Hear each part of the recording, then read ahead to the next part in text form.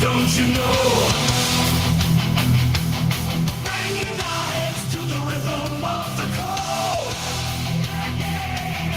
We don't care about dollars or the shiny way. We're just wanting to see the road. It's all every day.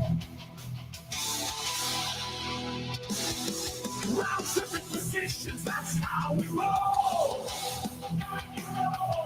We won't make a dollar, we'll celebrate. Yo, good morning, guys. Happy Sunday. Dude, just a couple days until fucking May. Jesus Christ. We're getting, dude, we're getting to the halfway point very soon.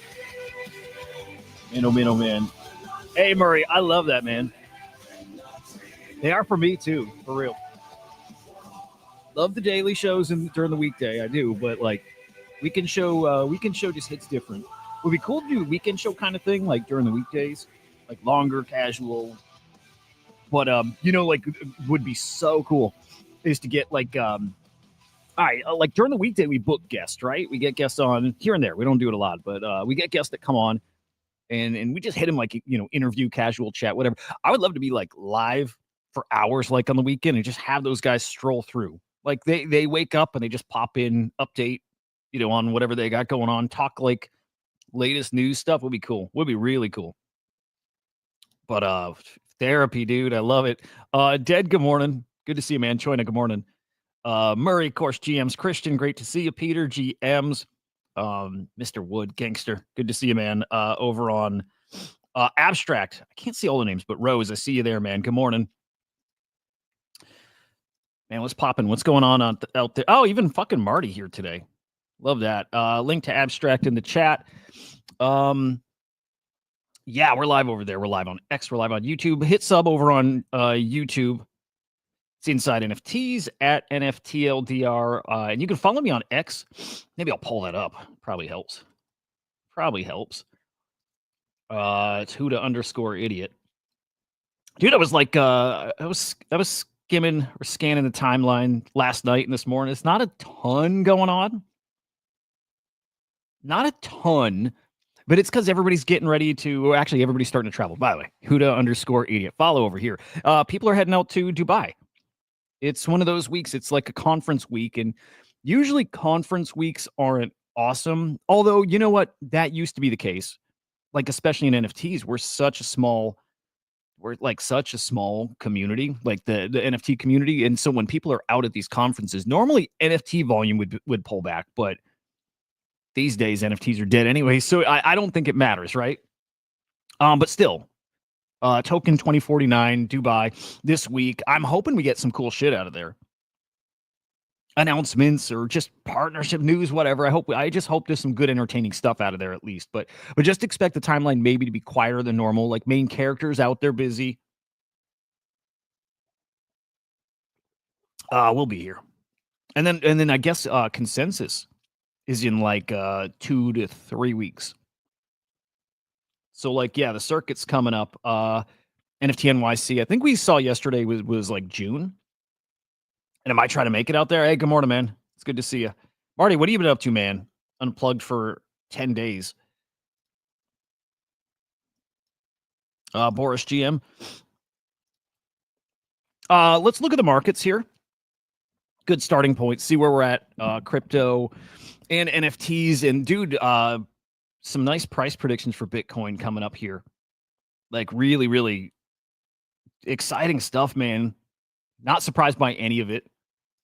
But it's like, dude, it's always exciting when you see numbers that kind of match what you're expecting. And I'm expecting some crazy shit. So when I see some numbers from some like some voices that matter a lot, when I see those kind of predictions, they very much match what I'm thinking. I'm like, I think we're locked in. Here we go. Bitcoin. Dude, fucking trenches are alive. Housecoin, I think, hit 70 mil. I don't know what it's at now. We'll peak, but Housecoin legit. If we get $100 million runner here, like if Housecoin gets to 100 mil, I don't know. It's definitely a sign that we're back. We'll peak at runes too. Yeah, Marty, fair. All these Pangu's cooking too, but I mean, yeah, everything's down. Some of these are going to come back big time. Pangu's one of them. Here we go. Bitcoin 93.8, almost 94K. ETH over 1,800. Look at ETH showing some strength.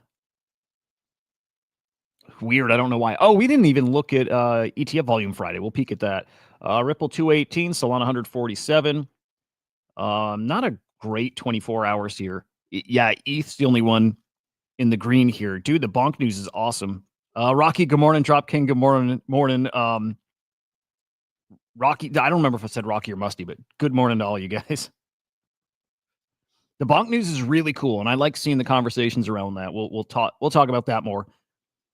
I think, dude, we were in the Kongs Discord last night chatting. Henry was in there, and dude, they're resetting the ecosystem with like Banana as the focus. Banana's up big this week too, and yeah, a Pudgy, dude. Jeez, no, I think that's a smart play. You know, we'll do the NFT talk too, but I think I think NFTs look good. I think Pudgy Penguins look good in particular, and all that's without announcements. And I think Pudgies are going to be. I think Pudgies are cooking, and I think they're going to have some big announcements, and it will move the needle. I think a Pudgy's a great play right now. But the Kongs resetting the ecosystem with Banana as their focus, which is awesome. Because we were talking about it's like, you know, like what was the focus all along for them? Like, yeah, they start with Jenny Kongs, but birth Banana, then baby Kongs. Actually, hang on. Yeah. Banana came before baby Kongs. But everybody always asked, like, hey, does this get me Banana? It always goes back to Banana. How much Banana do I get for this? Do I get any exposure to Banana? It's like, man, we better make Banana a thing that matters. And then they got this interesting thing where, like, okay, you got like Project Eon with SPX, or you got I'm trying to think of some of the other culty meme coins that have an NFT. And usually those are small supply collections, and you think that makes sense, and it does, right?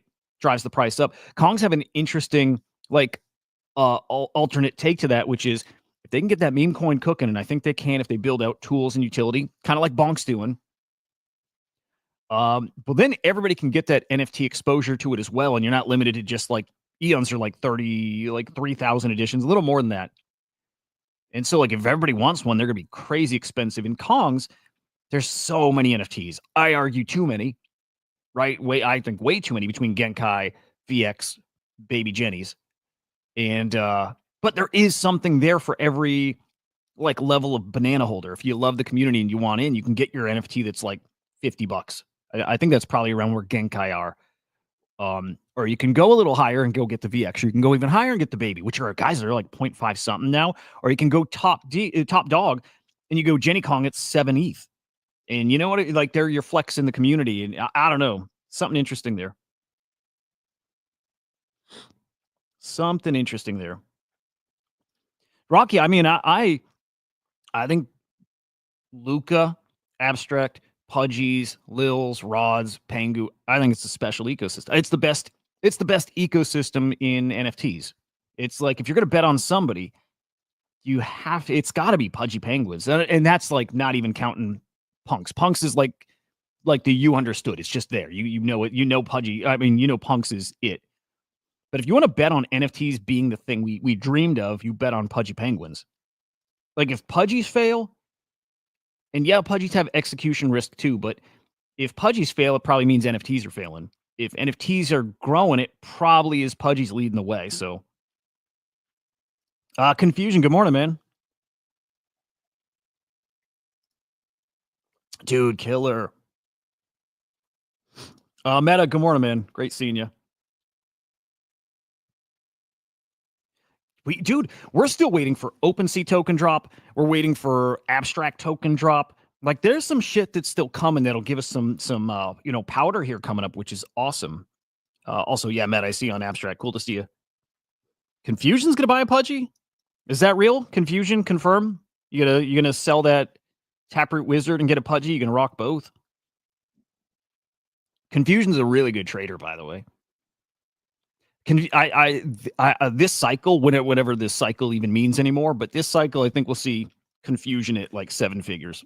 He's on his way to that. Some of you guys too, man. Which is cool shit. All right, we check in with our moon quant. Shout out to Lemon. Thank you, man, for sending this my way. The moon cycles are pretty damn accurate. Like they really, really work. Dude, you can't go wrong with a big pudge. You can't. I think it's worth any kind of downside risk there. Oh, cool shit. All right, we'll do this here today too. Thank you, man. Yeah. We gotta launch on Sui. This will be my first anything on Sui. Dude, fuck yeah. It's like I don't know how to explain the game or describe it. Not a scavenger hunt, but like a maybe in the vein of what Nate Alex did, something like that. We'll check out. We'll check that out. Okay, moon cycles and Bitcoin price or broader crypto market, like strong correlation there. Kinda like it's definitely there. It's definitely there. We like it's fun to point to it when it does work, and it works kind of often. So moon cycles, you see those dots here on the chart. China, it's the most confusing thing in the world. The FTX and Mt. Gox refunds. So like we've heard so many times they're starting, it's X amount of dollars, and then we hear again it's starting, and the dollar amounts change, and then we hear weeks or months later it's starting. I think it did start. Like there was news a few weeks back that a whole bunch of people who didn't like KYC in time, like eliminated. There was like a couple $1 billion wiped out. Like a couple $1 billion is not going back. But I do think it just started. But yeah, I mean, who knows? All right, we're here. Dark circle means what? I don't know. But moon cycle has us at a point right now where we could dump, should dump, might not, whatever. We're here. It's something to be aware of. Like there is something to this. I think there's things that affect how we trade. Is it the moon? Yeah, why not? Yeah, why not? I mean, like, yeah, I think so. Anyway, so yeah, if we go by the moon phase, we might be looking at a little dump ahead of us here. Maybe. That said, I'm looking at this chart here, and it's like, it's not that accurate. In fact, like as I'm counting up the dots and looking at what way the market moves, like getting to the halfway, getting to like right around here, it's like 50-50 if it's right or wrong, right? If the dark circle's when we're supposed to dump, yeah, it happened there. And if the light one is when we go up, it didn't happen here. We didn't dump here. We went up a bit here. We dumped a little there. I mean, it's like 50% accurate. I don't know. I like it though. But it's like M2 is, dude, everybody talks about this now. This is now like everybody's like a TA expert on just like the M2 chart. But the M2 chart looked really, really interesting here in the past couple days. Actually, just since yesterday. And yeah. So before we get excited about that, I don't think that's real. I think the chart's real. I think what happened here is apparently India reported some numbers and it was an actual error, like decimal point off or something like that. I wish it were true.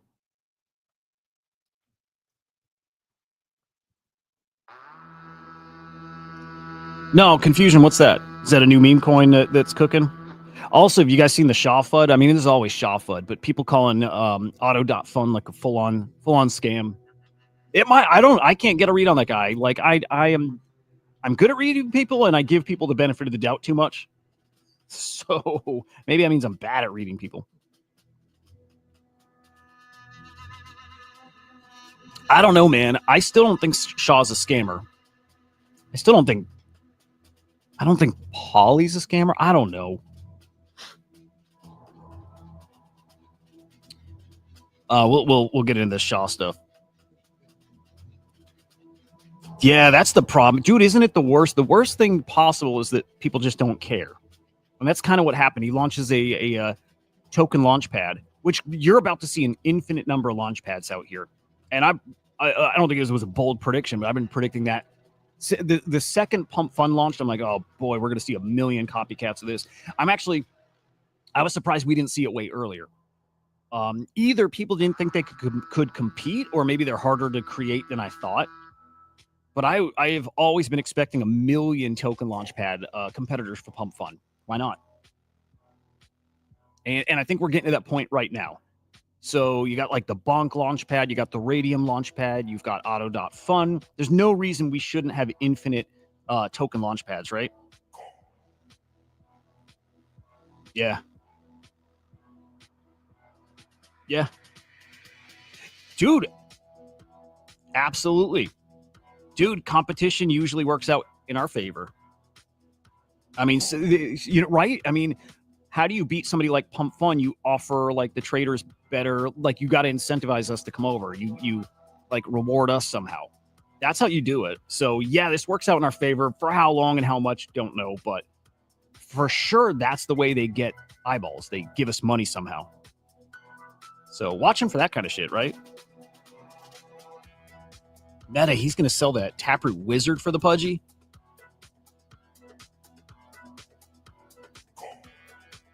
Yeah, I don't know. Like, I don't think that's a bad play because you can't go wrong with either. But I would not want to not have a... God, I guess it applies to both. I don't know. Maybe I just stick with you can't go wrong either way.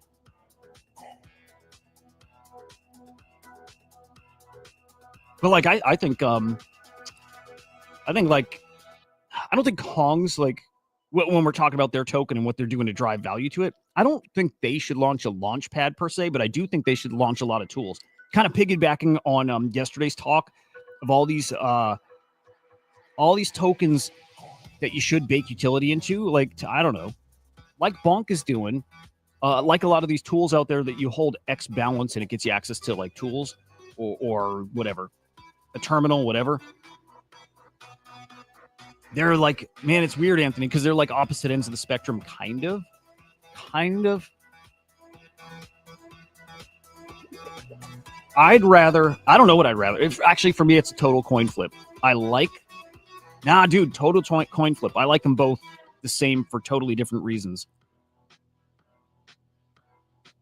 I don't know. I don't think you can go wrong either way. But that really speaks to Wizards, though. I think a wizard is as great as having a Pudgy Penguin already, and wizards are just here, right? But anybody could make a case for either side of that and be right. But I think Kong should release a suite of AI tools, like really good ones, like they put out their trading bot. But I think they need to put out do what the other guys are doing right now. Put out more AI tools, like alerts, and like things that will auto trade for you. Do that, gate it by banana. And if you got some really killer traders, in theory, you're going to have some really killer signals and insights. Maybe they can beat out some of these other traders with their tools. I don't know. I think everybody's going to start looking for utility to bake into their tokens. I might just flip a coin with that. Okay, maybe I'll put it this way. Dude, I don't know. I do not know. Like, I'm literally putting myself in that position. If somebody asked which, I would just say, I don't care, just whichever. Really? Okay, so join a wizard over Puppet. 1 in the chat if you'd go wizard, 2 in the chat if you'd go Pudgy. If you have that option. And Edge, good morning, man. I'm going to go Bitcoin. I'm going to do Ordinal's price talk today. So I was looking at some numbers here. Dead is Bored Ape, Taproot Wizard, Pudgy in that order. I think the Bored Ape one is crazy. I think it'd be Taproot Wizard, Pudgy, Bored Ape last there. And I think Bored Apes have a ton of upside here.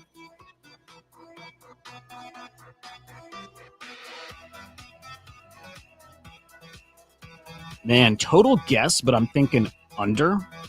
But just based on absolutely fucking nothing. All I'm waiting for, English, like I've been saying, is news on Stables Act.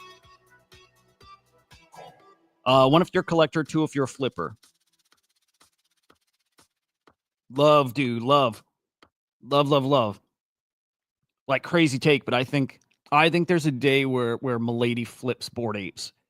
And I think there's a crazy like when we talk crazy predictions, I think there's a day, and I literally mean a day, like a short window of time where a Milady could flip a punk. It's way out there. Way out there prediction, but like could that happen? If anybody could do it, Milady is one of the very few that could. And I'm talking about it could for like one trade or a day or something. It's not likely, but they could flip Bored Apes. Yeah, Milady's fucking one of the very few things in like my must-have list. Like want badly. Milady. I like them all. I like I like everything about Milady because the derivs they inspire, right? So I like all of it, everything about it. But yeah, if I need something, it's Milady. But yeah, interesting. Wizard if you're a collector. 2 if you're a flipper. I don't know. I kind of. It's just man, it's so fucking unpredictable. I don't know. I see like kind of unlimited upside on both of them, but again, in like the crazy bull case, like I see them both being worth hundreds of thousands of dollars, and maybe more. Like I see that for both of them. And the tricky thing with pudgies is they do have execution risk. They do. Like they're so good I can't picture it, but like crazy scenario. What if something happens to Luca? What if Luca's just gone? I don't know why that would be, but that all like it lives and dies by Luca, I think at this point. What's the other dude's name? Their chief creative guy. I like that guy. Fuck. What's his name? Chef. He's great too, but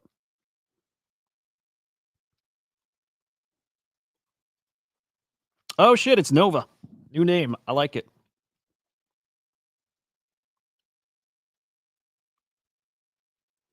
Carbon, I would love that, man. I would love yeah, I mean, I would love it. I would love to kill the morning show. I would love to kill the daily morning show and then do like an evening stream like this.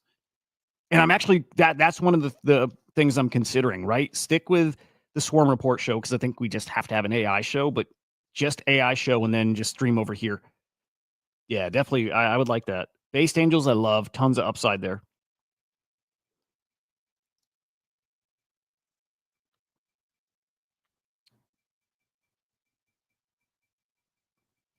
Might be Wizards there, dude. Gains the most purely from holding, no selling, airdrops rev share. It might be Taproot Wizards. I don't think rev share there, but you know, yeah, man, I still think we get that crazy ordinal cycle, and Wizards are going to benefit a ton from that. And dude, I think we're in an interesting time where there's just a couple top dogs out there, and it's to me Wizards and Pudgies and Bored Apes are kind of around there. Do you think Luca will do another Bored Ape Yuga? I think Luca's going to be bigger than Bored Apes Yuga.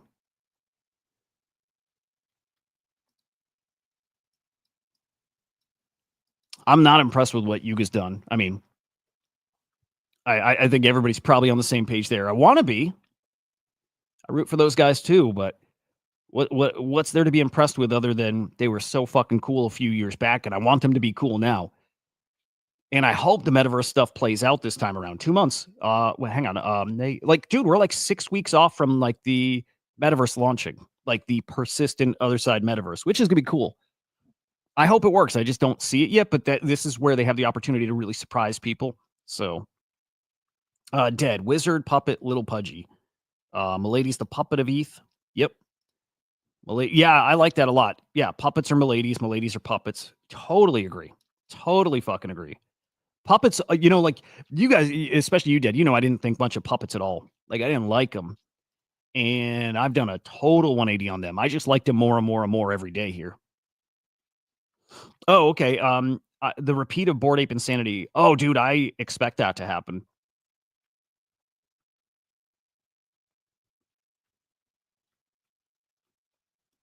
Well, Nova, man, or Carbon, I appreciate that. Yeah, like you guys know, I'm wrestling with the format and best ways to grow, and it's a timing issue. It's just not enough time to do what needs to be done to grow the thing. So again, just thinking of format changes and content changes, all with the goal of growing like the audience to do like the show, the whatever the one is. But dude, China, I am all in. I am 1,000% convinced we see a repeat of 21-22. It's not this cycle though. But this gets into our Bitcoin price prediction. Yeah, Luca bought, I think it was 3 mil, maybe it was 5 mil. And a few weeks before that, Luca said he's about to go all in on ETH NFTs. So we are going to get an NFT run here, and I think it's soon. But I don't think this cycle right now, later this year, even next year when I think the NFT market probably peaks, I don't think this is the cycle that we get the repeat of 21-22. It could happen. I don't think so. I think it's 5 years off. That's Carbon. Yeah. I mean, that's part of it too. If I can structure that morning show a little more where I could cut out those 10-minute things, or it's like I get rid of that show and just record a few 10-minute videos, right? Part of the idea. But okay, the NFT cycle happens when Bitcoin smashes all-time high, like blows right through it and does like what we're going to do our price predictions, our title of the show. NFT cycle repeat of 21-22 happens then. It's going to happen. Like if Bitcoin's going to hit the prices, I think you guys think that we see other analysts saying, when that happens, NFTs follow after. That's going to make people stupid rich. Puppets are the MFers of Bitcoin. Diehard community, good target for airdrops. I can see that too. I think higher of them. This is not to speak like down on MFers. But maybe OMB is the milady. I don't know. I just think puppets are awesome though. But yeah, okay. Dude, I can't wait to get to the NFT talk then, because that hypey cycle is coming. Other side is in June. Yeah. And yes, the Bored Ape staking, dead over on Abstract Talking. Yeah, I mean, I think Bored Apes have really awesome upside here. They're hard to bet on, but also, you know, the hard bets sometimes have the biggest upside. It's a good gamble. If you got money to gamble on a Bored Ape, I think that could be awesome. But okay, we're in this M2 territory. We're in this time where we're like, confusion. Yeah, no, Marty, if Bitcoin's $250,000, I can't see anybody wasting it on an ordinal. Yeah, it's even crazier because, like, that conversation for me is more like, here's what it has to be. $250,000 maybe is different when it's 500,000 or $1 million. The higher it gets, the more I can see somebody wasting it. I'll explain it. I'll explain that in a minute. But the higher it gets, the more I can see somebody wasting it.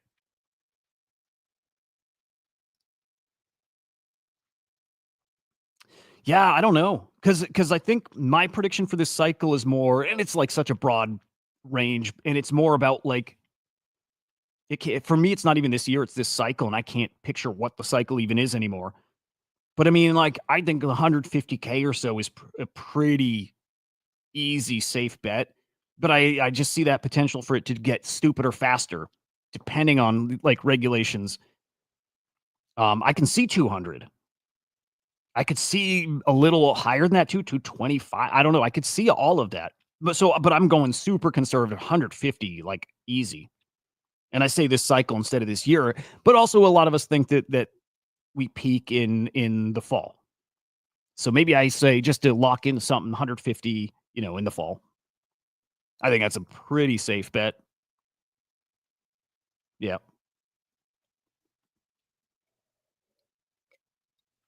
I think 150 this fall seems safe. And I think NFTs, I think then NFTs have a really strong open of next year too. Potentially, yeah. But I don't think this is like the NFT super cycle. That is coming. Not to get deep into that, but that's coming when Bitcoin goes way beyond that 150. That comes in 5 years with these predictions we're about to see, when Bitcoin's like 500K plus.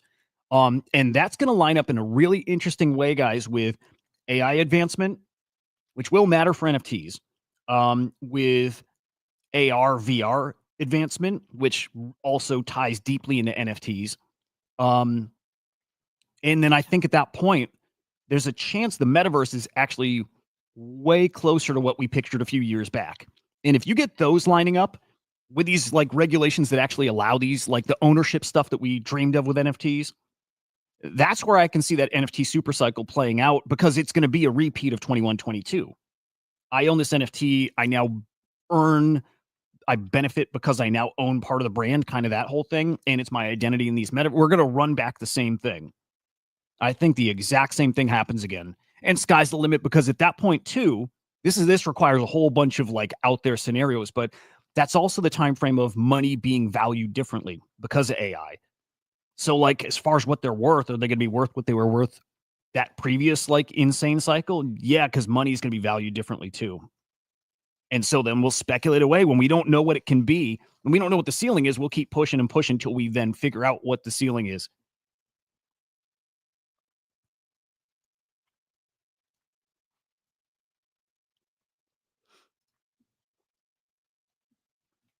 It's gonna get, I don't know, it's gonna get fun. Yeah. So M2 is the thing now. It might just be that simple. It might just be that simple that the money supply drives the Bitcoin price, not the rest of everything else, right? Again, I guess everything else is dictated by like liquidity. Money supply is different from liquidity, but we're there. We're in that territory. It's why we're cooking so much.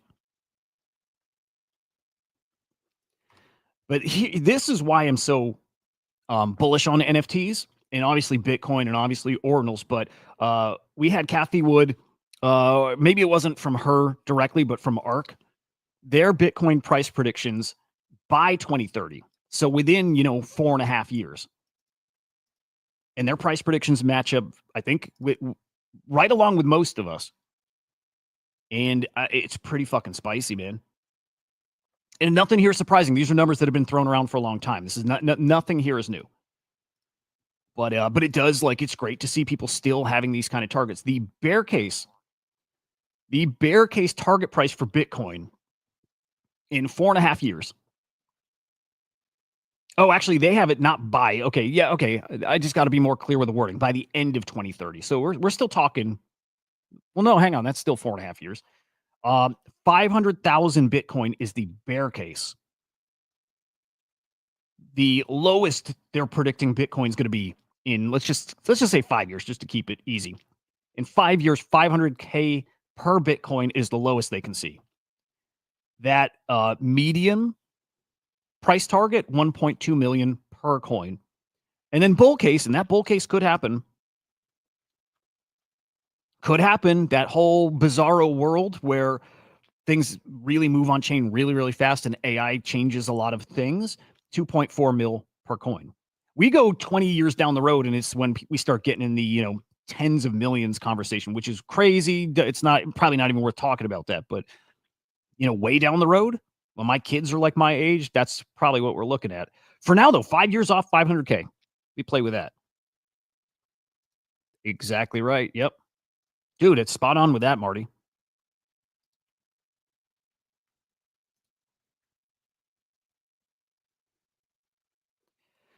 So yeah, 500K Bitcoin. So I'm doing a little digging, and I'm looking for Bitcoin wallets that hold, what is it? Bitcoin wallets that hold at least one Bitcoin. And then what is the average then? What is the average number of coins that these wallets are holding? And it comes out to like 18 or 19 Bitcoin. And I don't think this is it's obviously not a perfect way to measure this, right? At all. Not a perfect way to measure this, because we know there's wallets out there with hundreds of Bitcoin and some with more, and some that are a lot that are just at one. But the average holding per wallet with at least one Bitcoin is 18.5 Bitcoin per wallet. And so, like, now I'm starting to think then ordinal supply, top collections. And those people right there, how willing do I think those are, to Marty's point, how willing do I think those guys are to part with like one of their coins, just one? And maybe two. It's going to depend, right? But 18.5. So we're talking your average wallet. This is so tricky again. It's so not perfect, but the guys right now, 1 million of them, by the way, there's about 1 million addresses or wallets that hold Bitcoin, and the average is 18 and a half Bitcoin per wallet, where each of those people, let's just stick with these numbers, as rough as they are, looking at like $9 to $10 million worth of Bitcoin. 9 to 10 million worth. That is the bear case. So if we go that median case, and again, this is in 5 years, we go that median case, we're talking like 18, 19 mil. And again, this is average across, this is a million wallets, 18 and a half million dollars. So then I start thinking, do I think at that point, because that is life-changing money, I'm going to, I still don't know what money looks like then, but let's just say that's life-changing money. Do I think then with those million addresses, those million holders, do I think that a few thousand of those guys who have changed their lives, like they've already changed their lives, do I think some of them see maybe some upside on ordinals? And do I think some of them beyond that don't give a shit about sacrificing a Bitcoin because they just want the flex and they want like the I was there thing? They want a piece of that culture. So they get rid of out of their 18, if 18 and a half mil is if Bitcoin's at 1.2 mil, do I think they sacrifice like 1.2 mil of that to buy the collectible that they think actually still is upside?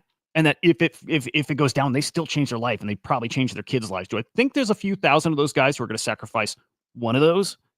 Yeah, I think there's a few of those guys. I think there's a few of them. I think there's a few thousand of those guys. Again, it requires those crazy predictions. It requires that euphoric time, and it happens. And especially during that time, a guy with 18, 19 million dollars, do I think he'll sacrifice $1 million on something that he still thinks is going to hold value and maybe even 2 or 3x? Again, euphoric, you still think the crazy shit's possible. I think so, man. I really think so.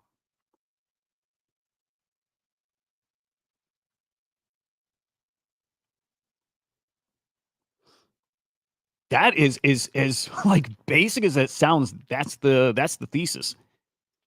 I think guys are going to get, and that's why to Marty's point, 250K, like, per Bitcoin, I still see it happening, but to a lesser degree. The higher it goes, the more likely it is, because the guys are so rich. Losing a little sliver of that, I don't think they'll care. Not like we will. Not if it's your whole portfolio, but if it's 1/18 of your portfolio, and your life has been changed many times over, yeah, again, I think some of these guys are going to get spendy. I think the options are limited too on what you spend it on. It's, to me, still boils down to the top collections.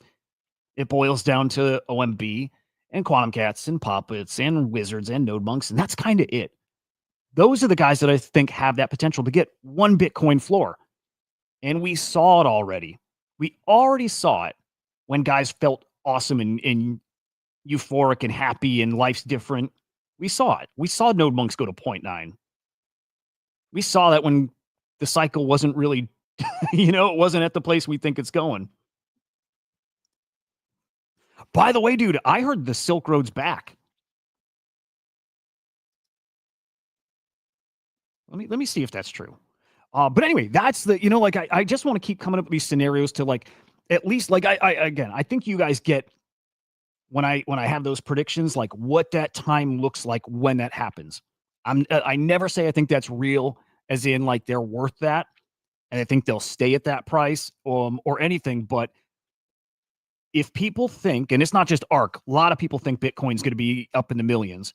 If Bitcoin gets into that million range, and we've got 1 million wallets that are looking at being a millionaire 18 or so times over, and again, that's the average. It's not going to look exactly like that, but there's going to be some very, very happy people who are going to be very spendy. And there's, between those collections, 35,000 of those NFTs. And even when I say that, like there's all these variables. Maybe it's not all of them. There's a chance it's not all of those hit that one Bitcoin floor. It's just some of those collections in there.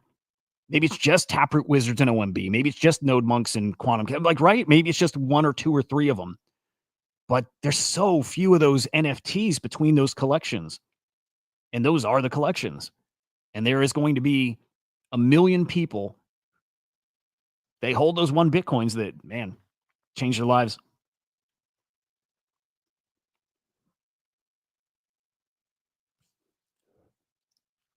I mean, that's the thing though, Marty. Those guys can buy an apartment complex and buy the ordinal and have money in the bank. And like it's a lot of money we're talking about.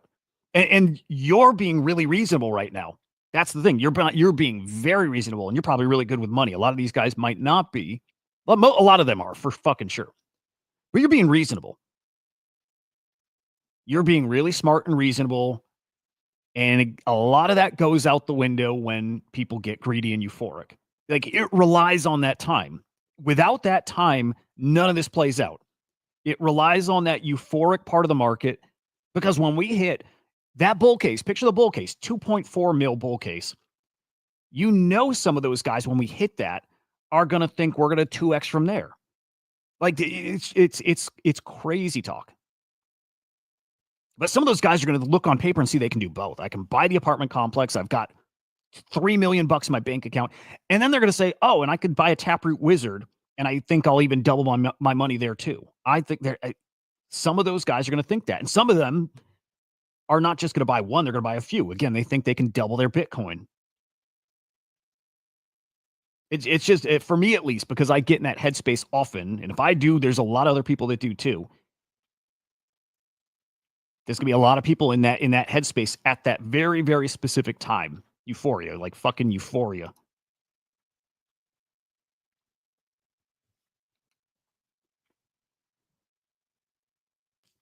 Let me see. I think we saw cycle top.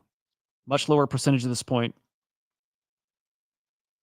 Cycle top at 100. What would we hit? 109?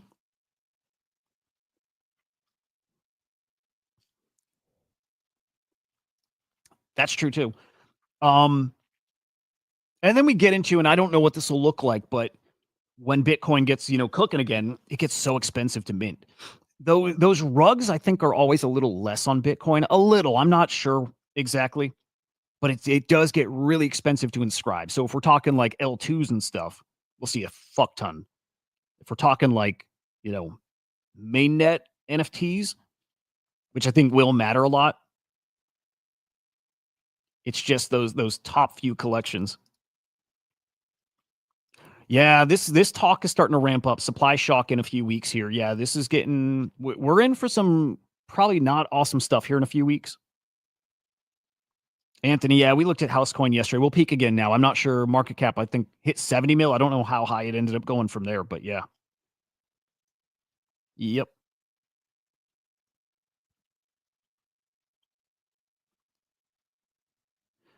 But yeah, I picture the ordinals ecosystem like only growing. I think like Bitcoin is so interesting in that like NFTs are challenging for people outside of crypto and even people inside of crypto, right? Like they just are NFTs like as a whole. But then you go even like more like kind of like micro in the ordinals ecosystem. You got to convince normies that NFTs matter. You haven't even convinced NFT people that ordinals matter, right? It's a challenge, but I don't know. I see that user base on Bitcoin only has like a ton of upside from here. They'll win over NFT people. And slowly, it's like normies are being won over to NFT. It's got so much potential to grow that user base. I am, dude. I wish. I was gonna say I wish I weren't permable. I just am. I mean, I just feel very strongly with what's coming and how, like that human nature thing. And it's stupid. It's like reckless. It's stupid. It's all that. But when we hit certain prices, it's just that will take over that euphoria.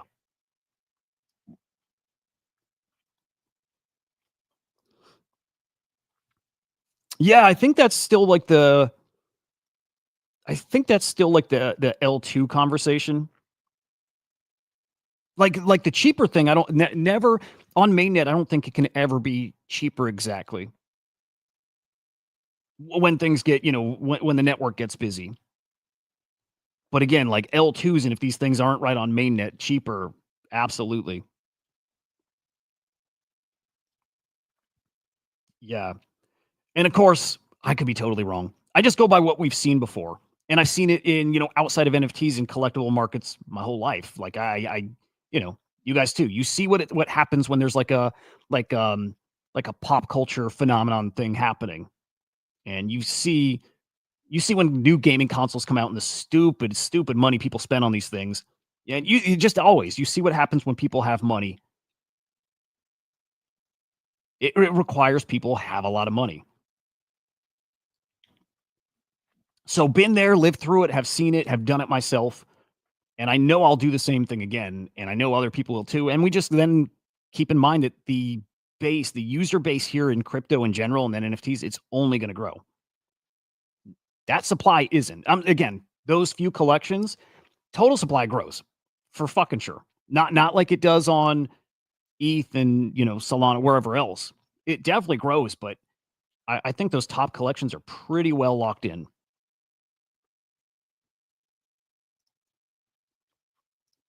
Yes, Carbon, I totally agree.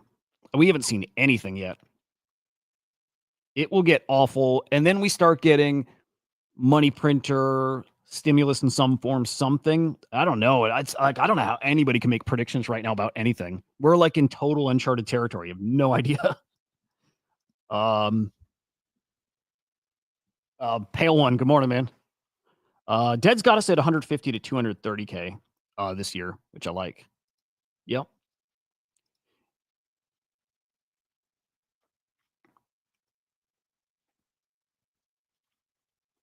I don't know. And then ultimately, if I'm wrong, don't care. I just enjoy it. That's what more than being a permabull. I'm just an enjoyer. I don't care.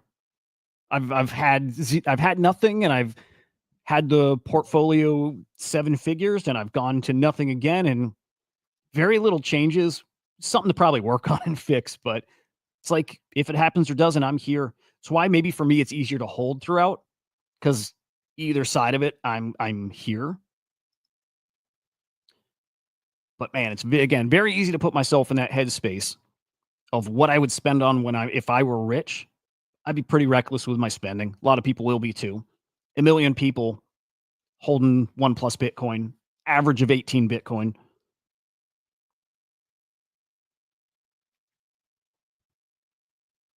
Remind me of this. I'll tell you when I hit that. God damn, that was so wild though. Summer 2021. Summer 2021 was wild. So yeah, dude. Yep. Why the 8th?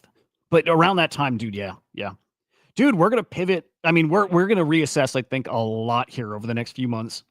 Can't even guess what this looks like. Can't even fucking guess. I can get excited and guess, but fucking have any confidence in any of it? Nah.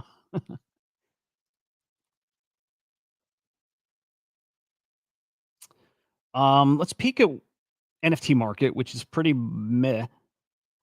BNB keeps having these runners. I just don't know if they're real, but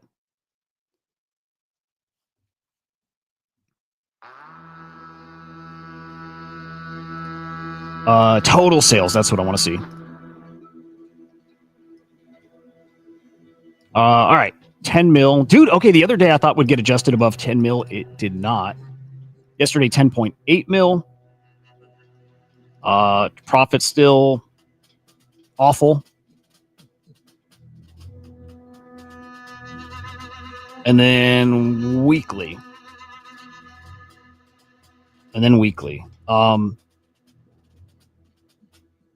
Oh my God, dude. Bro, we might not even crack 80 mil this week. We've got, I think, 11 hours left in the weekly data period. We might not crack 80 mil. Holy shit. And the last time we were that low, let me see. Okay, back to October, November. Yeah, sat out there. All right, yeah, let's do the Sui Mint.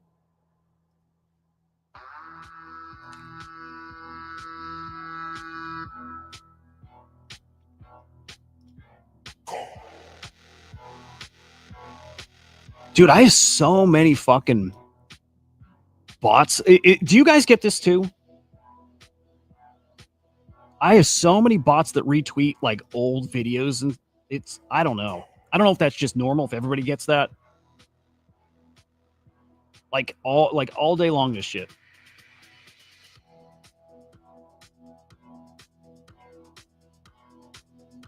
Dude, Kongs are, I just love them. I love, yeah, I just loved Kongs. It's good and fucking pure, and man, have they fucked up along the way. Like I said at the beginning, too many NFTs, way too many. Way too many NFTs. And then the way the Promethean shit was handled, all that. They make some mistakes, no fucking doubt. But try get Banana cooking again. I like it. All right, hang on. What am I doing? I am we're doing this Sui Mint. Oh, cool. Okay, hang on. One, I see your DM here. All right, this is called Sui Survivor, Suivivor game. $1,200 in prizes. Oh, I like it. He's calling it a Sui starter kit. I like it. You can mint 4 per wallet per game. Dude, why can't I click that link? Why do I have to type it?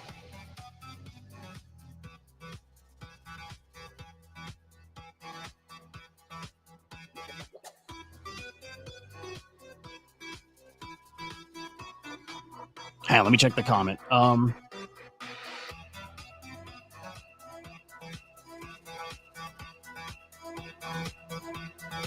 English, maybe. Yeah. For normies, yes. For like getting like banking on crypto rails and stuff like that. That, you know what I mean? I think it's a different kind of mass adoption this time around. Like Circle last week announced like they've got like an invoicing system, a USDC invoicing system, and like payroll system and stuff like like that. I think is what's going to get interesting. Like adoption coming through stable coins, which it doesn't help us in the same way, but it does start getting people here.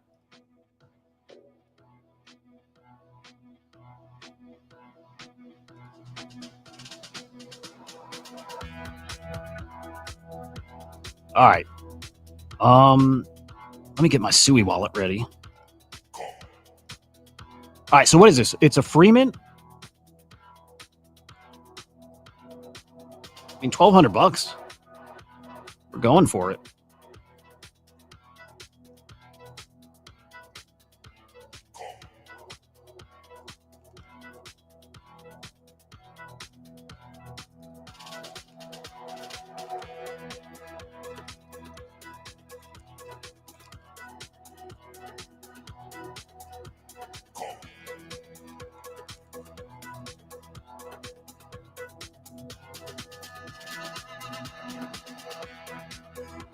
I think I forgot my wallet password.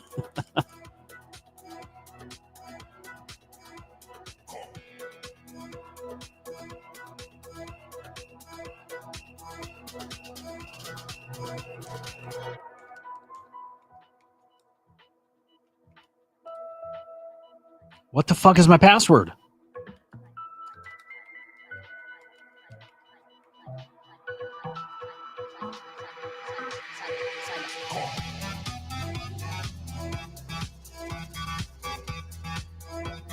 Huh. All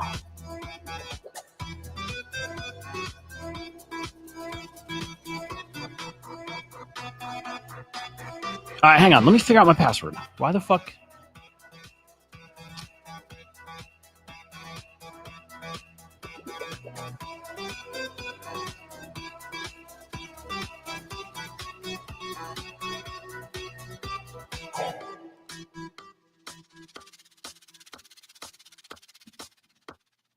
I can reset my app. I don't know if that makes me a new wallet, though.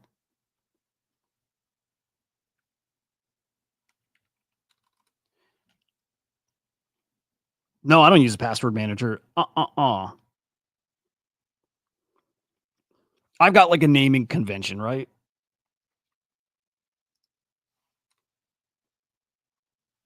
So let me think. Hang on. Let me just think real quick what else this could have been.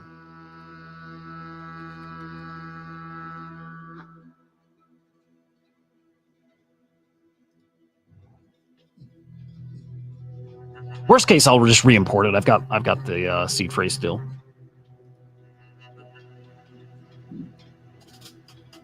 Not worried.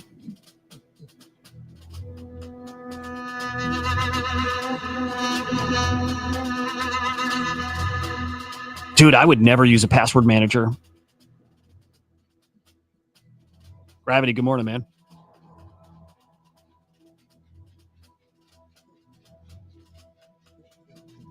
Let me try.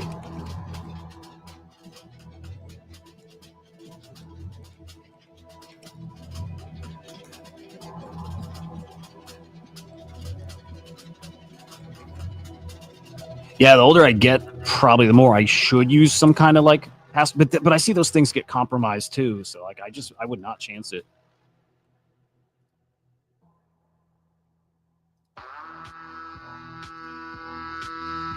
All right, I gotta reset it. Let's see.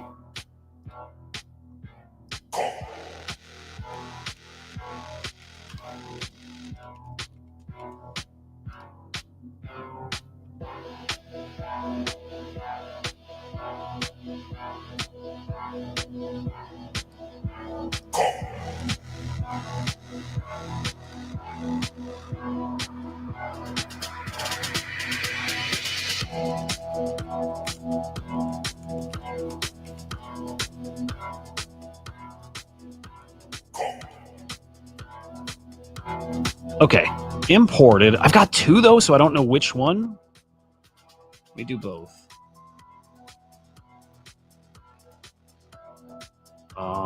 Import.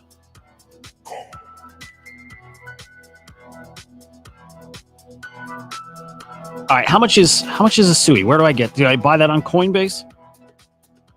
Password actually might have been password on that one. Yeah, it might be password, dude. So like, you know, before Web3, worked in IT, there was nothing that we fucking beat into people's brains more than security stuff. And I'm very fucking careful. And and when you say that, usually you're gonna fuck up for sure. You'll fuck up somewhere. But YubiKey was the only thing that I ever, which is not a password manager, but was like the only security thing I saw people that I respected, like trust enough to use. That's just 2FA though. But maybe it's got a password manager too. But password managers were always a big no-no. It was always like naming conventions and things you memorize, you know?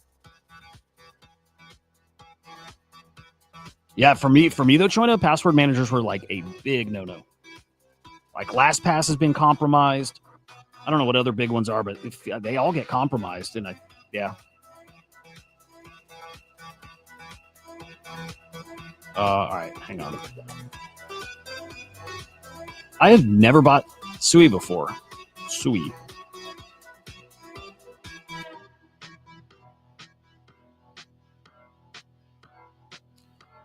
I mean, China, I don't know what else I need to know about them.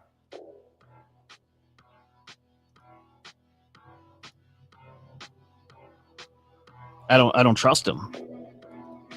So like utility of it, like purpose of it, all that makes a ton of sense. I don't trust any of them. I don't trust anything. Fuck, I didn't even want to click on this site. Like I don't trust stuff. All right, let me get one Sui. My first ever. It's $3. Can't beat it.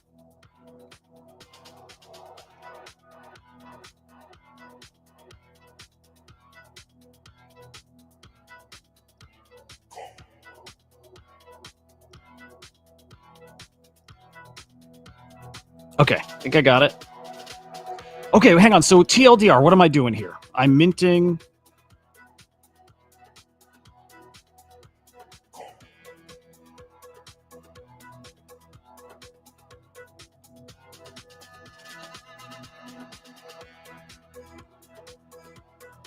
So I'm minting a Survivor NFT. Oh, okay. Yeah. I remember this. We're like in the arena.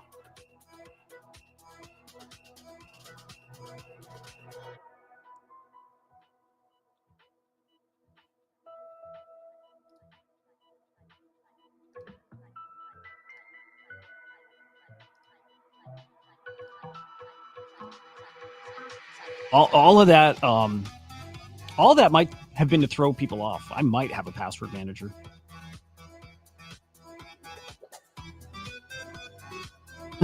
Yeah.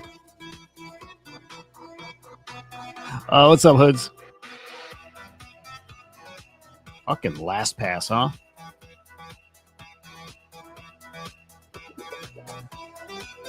Okay. Send. Boom.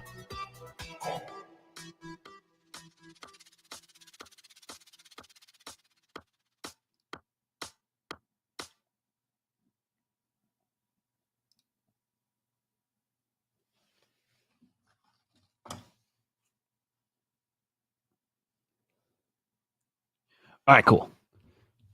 All right, we're funded now. Or in a quick second here. Dude, my son went to Revenge of the Sith last night. Said it was fucking cool, by the way. Like, everybody was dressed up at it. Tons of nerds. But, like, so he's going to be 18 in a week or so. Like, that generation loves Star Wars.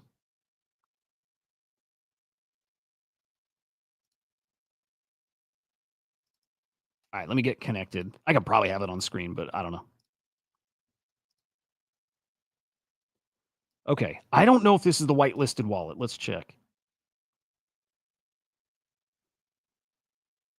Would it tell me?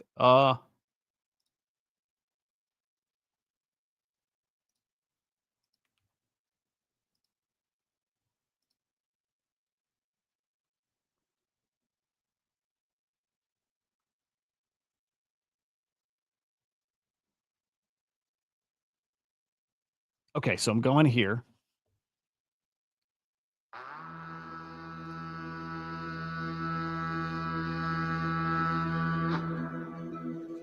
Can I do 4? Looks like it. Yeah, that's my right wallet. Okay. So far, so good.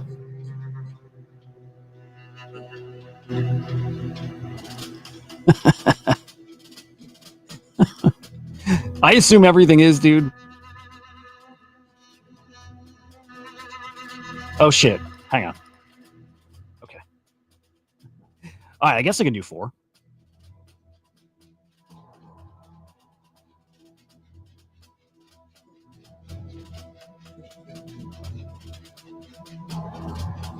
All right, we're in. Does it start once all 1,000 are minted? Or is this live now? Dude, nice. All right, I'm in. Thank you, sir.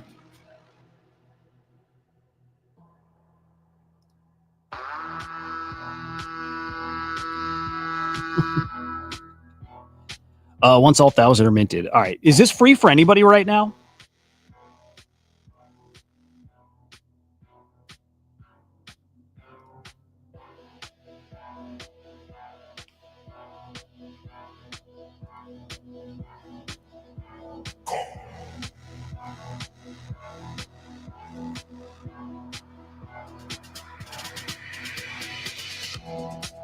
What's the other free one?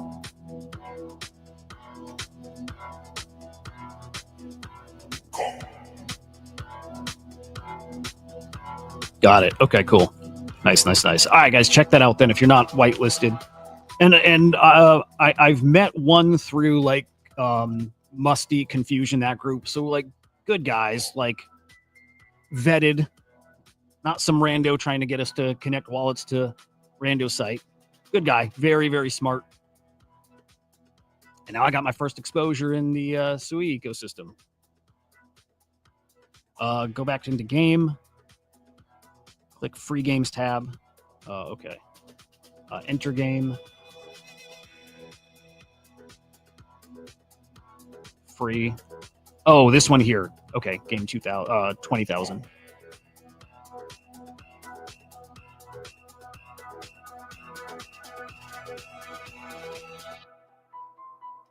Nice. Okay, cool. All right, we're in there too. Yeah, I like the name. So last man standing wins like a grand.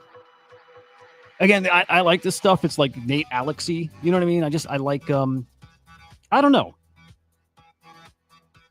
I'm a fan of these kind of things, like gambling, when there's fucking no risk to it, I like it. But even when it's like pay up a little for the chance, people love that shit. It's fun. All right, we'll check back in on that. Hopefully that kicks off today, tonight.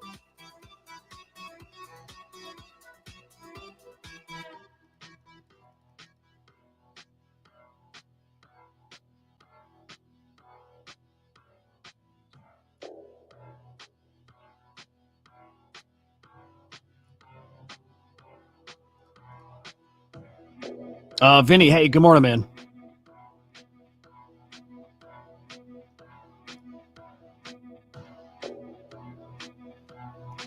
Oh, killer. Does each one have like $1,000 prize pool, or is that 1,000 or whatever it was like between all those games?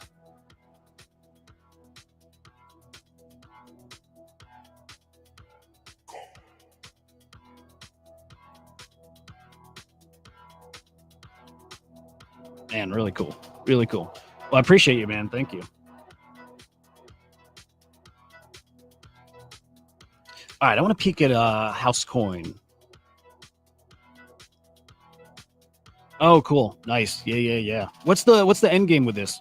Like, keep games like this running, or plans for like different types of games?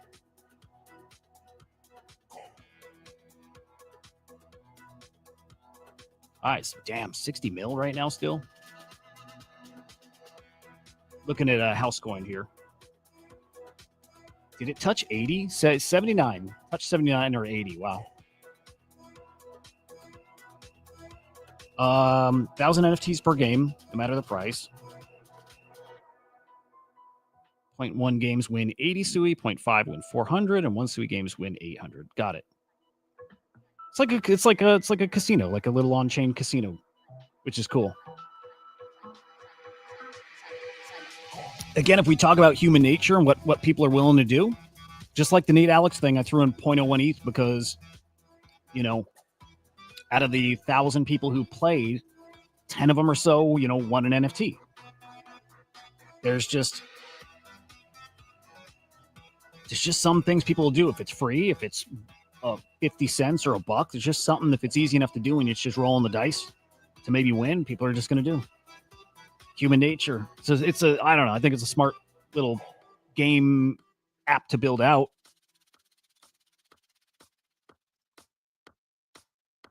I bet you, I mean, to be honest, more people could or should be doing kind of things like this. It's I don't know, man. If you can get it in front of people, people will do it and you'll make money. And like nobody's going to feel bad losing $1. And if you win, you're probably going to play it again. Oh, cool shit. Okay. I was just saying, now people can make their own games. That's cool.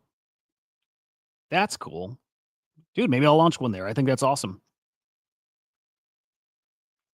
I feel like Kongs were dabbling in that too. Like, again, like a slot machine kind of thing. Yeah, really cool. Really fucking cool. I like it, man. Good shit. Thank you again. Appreciate the whitelist.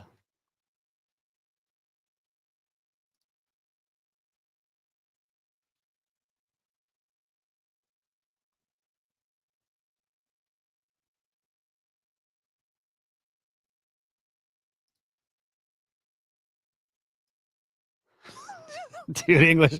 I just saw your comment from last night. Such an asshole. Condo coin. Oh my god. I gotta get in. I gotta get into something. I gotta trade. I need to make some money. Dude, I got spooked yesterday.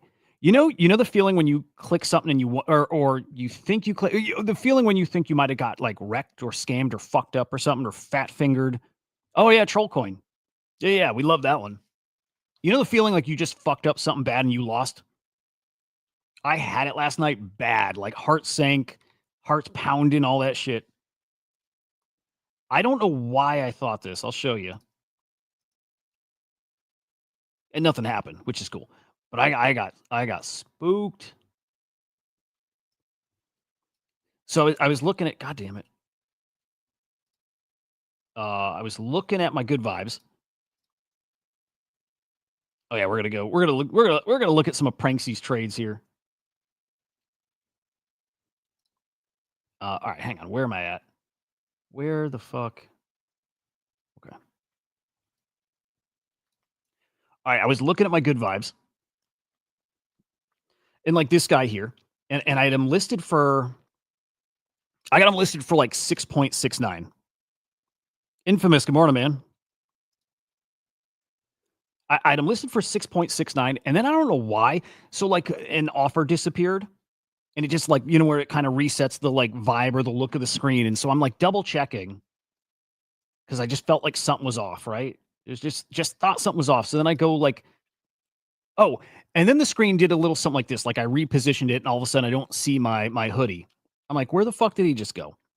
And then I look in activity, and I see like real quick. I glance at it, and like my last activity was something I bought a good vibe for 0.69, and it fucking spooked me so hard. I got so spooked that I had like typoed that guy's price instead of 6.9 or whatever, that I put 0.69 and then he was gone. Dude, I got spooked. All good. Don't worry about me, guys. All good. But fuck, that feeling's the worst, and you get that a few times a year in NFTs. Got me bad.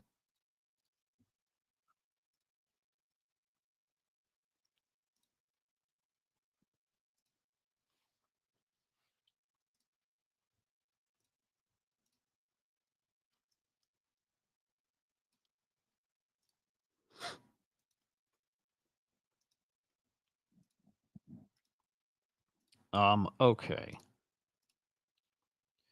Luca talking Pangu and his big old buy. And he's gonna have some Luca's gonna have some videos coming out here talking about his NFT buys. Those are coming. I bet you like even this week. It was a few weeks ago he said he's going all in. Hang on, where's my audio? There we go. I put like $5 million buying Pengu over the last couple of weeks. It's a lot of fucking cheese. Sure. Thing is, you can't control it. Yeah. It's physically non-controllable. Yeah, I it's understand. down from where I bought it. Yeah. Right. I couldn't hold the price. Uh-huh. Right. But not to say that I just thought it was a cheap, good price and a good entry for me. What it is. I thought I could hold it to some extent, but neither here nor there. The point of the matter is you can't control this. Yes. This is controlled by tailwinds that whatever. Yeah. But if you continue to grow this, it will create moments where it will bounce, right? Because eventually there is a certain price in which the Pengu token, You'll find your bottom. you will find the bottom, because this is very prevalent and important. Yes. There is a lot, like today, Pudgy Penguins is the most popular crypto native IP ever. Uh-huh. Crypto native IP is the most important thing. So if crypto is going to win, you don't think crypto native IP is going to win, right? Like crypto, I am the best, biggest, most important representative and bastion of crypto native IP and character and community in crypto by a Texas mile. Do we like that? I'm not convinced that crypto native wins. Look at Trump coin. Might be talking different than he is. I get why he rubs some people the wrong way. I like it. And he is the way he is, on like it by design, purposeful. People want to follow somebody with that kind of conviction and like fucking balls. I could understand anybody watching that and being pretty turned off, right? Yeah, but I'm not convinced that like how did he put it? Let me hear again. Popular crypto native IP wins is a lot, like today, Pudgy Penguins is the most popular crypto native IP ever. Uh-huh. Crypto native IP is the most important thing. So if crypto is going to win, you don't think crypto native IP is going to win? Okay. I don't disagree with him, but there's going to be so many winners, right? Yeah, okay. I can't disagree with anything there. When things crash, a token that passed on a cartoon penguin is the first to drop. When things crash, a token that I think based on a cartoon penguin. Yeah, okay. Yep. I think that's fair too. Dude, the moment something impacts their business plans too, I don't know what that would be. I don't know. I have no idea what that would be. But like the biggest risk for pudgy penguins is execution risk. Again, I don't know what that could be. I don't see it happening, but they're not pure meme where it's like right. If the brand doesn't survive, that token doesn't survive. I don't think the community alone carries that. Luca carries that entire thing. As opposed to some other coins that I do think community can kind of carry. Actually, as I said, I'm thinking of examples. I don't think SPX would win without Murad. I don't think, I mean, Trump coin doesn't win without Trump. These are maybe stupid, but yeah, I don't know. Yeah.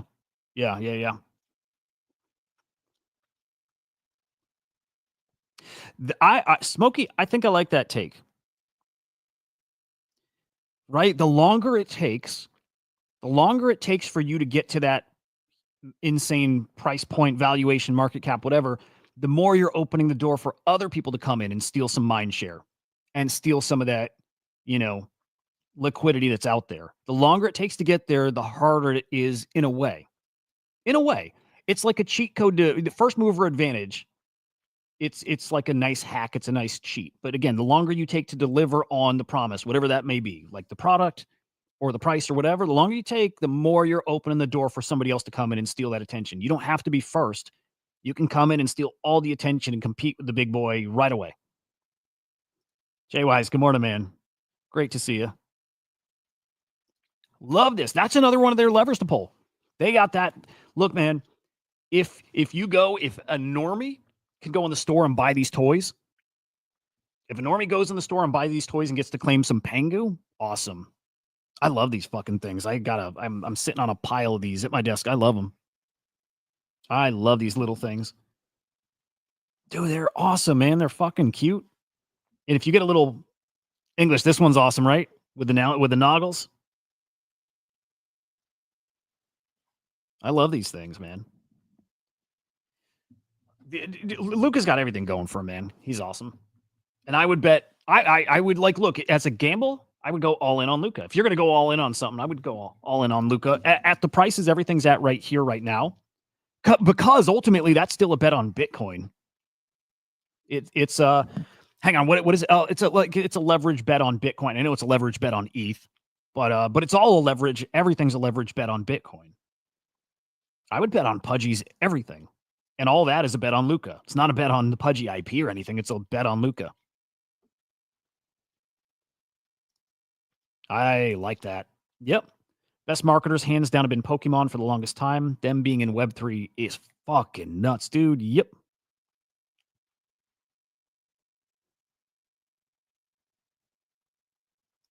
Yep. And Magic the Gathering and all these things. Yep. Dude, absolutely right. GTA is going to be really interesting later this year. The fucking promised land of NFTs and crypto and gaming is still going to happen. It is. It's still going to happen, and it might be this year.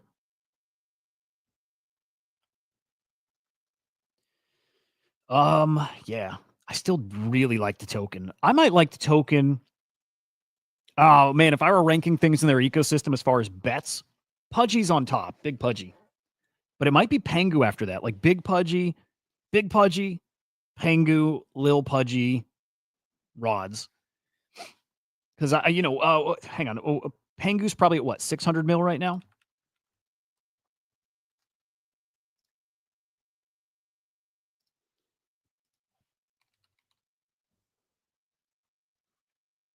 $630 million. I mean, Pengu has probably like a 5x this cycle. Maybe even Pengu has maybe a 10x in it this cycle still. Maybe. That's if we get not just like a crazy couple weeks, but if we get like a fucking wild cycle, if we get the next part of the banana zone, Pengu can get to 6 bill market cap. But okay, well then I'm rethinking the upside. Do I think a Pudgy's getting to 100 ETH floor this cycle? I don't think so. It could. I do think it'll get there one day, I think. I don't think it's this cycle. Do I think a little Pudgy gets to a 10 ETH floor this cycle? I don't know. Maybe. I could picture a little getting to 10 easier than I can picture a big Pudgy getting to 100. But They have an animated show coming. They have a YouTube series, a Lil Pudgy's animated series on YouTube. I wonder how it'll do. But yeah, I would love to see it on something like a Netflix or something. But I wonder if Pudgies are building out like a media thing, whatever that is.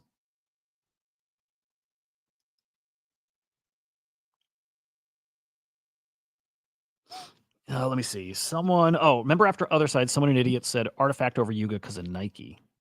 Interesting. That's true. It's a great point. So that conversation we've been having on the AI side, like, do you need crypto or not? And I'm like, the Web 2 guys, the guys outside of crypto, don't need a token because they've got business deals with people. They don't need the revenue from having a token or whatever. I would like that. I'm watching to see if GVC has got something going on with some of these big brands. There's something cooking. There's something cooking out there. There you go. Yeah. Dude, yeah. I would love to see these guys with Netflix series or something. Claynosaur's got something on Netflix coming, but I think it's a game instead of an animation. But Claynosaurs are awesome, man. I don't think Claynosaurs get enough credit, but it's because Claynosaurs blew their fucking load during the bear market. They did their cool shit and had their big announcements and moments during the bear, and it doesn't harder to capitalize on it then. In respect to those guys, they're absolutely crushing.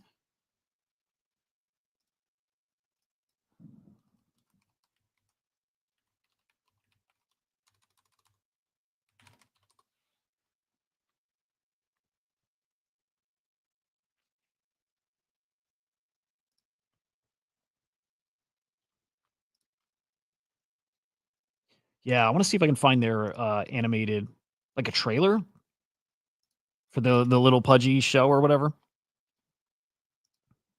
Dude, actually, yeah.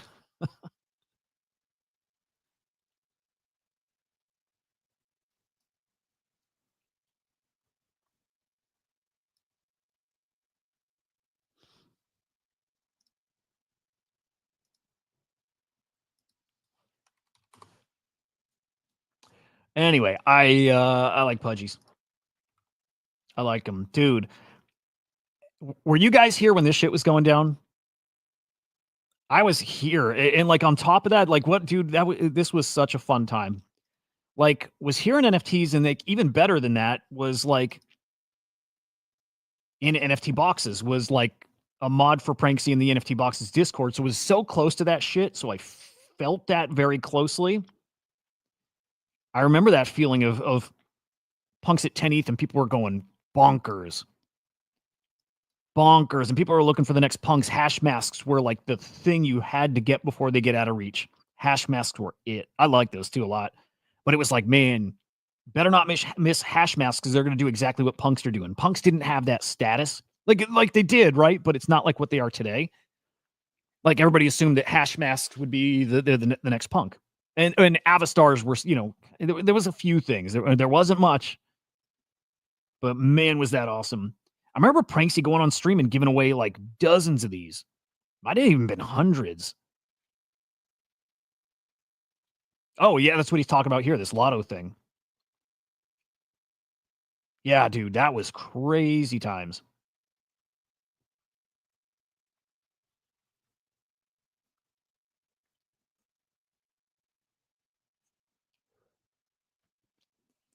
Oh my God, crypto donuts. Dude, I got to go check out this collection. Crypto donuts from 2021, February 2021. Let me see. Oh, dude, I'm sorry, guys. My bad. Let me switch the screen share. Hang on. Look at these fucking crypto donuts, February 2021. This is, guys, it was so hard to create NFTs back then. Like, it wasn't actually, but there weren't people doing it. Like, people didn't know how. Or actually, we were experimenting. Like, I minted something in like February or March. And people are just minting it because at that point, it felt like if you made an NFT, you were going to make money. I remember that. I remember somebody minted porn. and I saw it sell for 5 ETH. Like people just bought anything because it was an NFT. It was so crazy.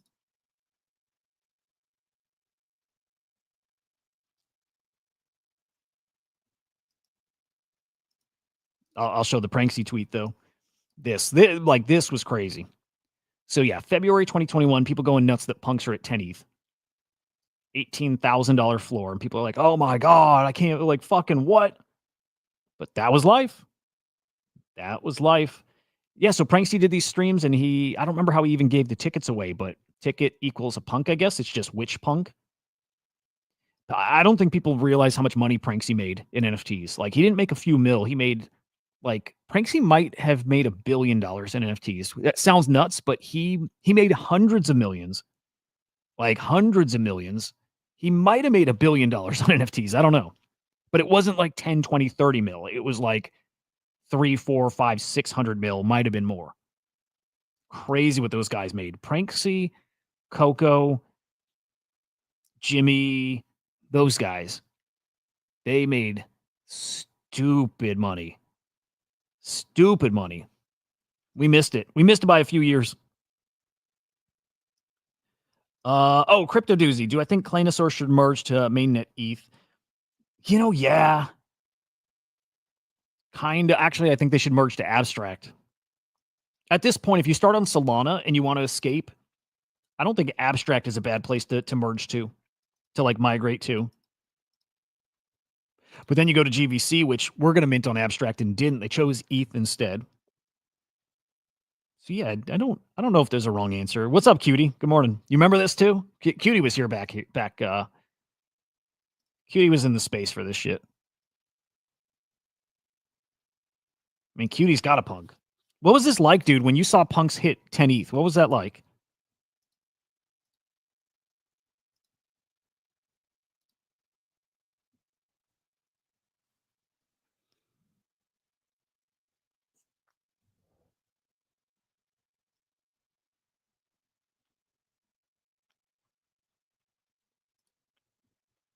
Man.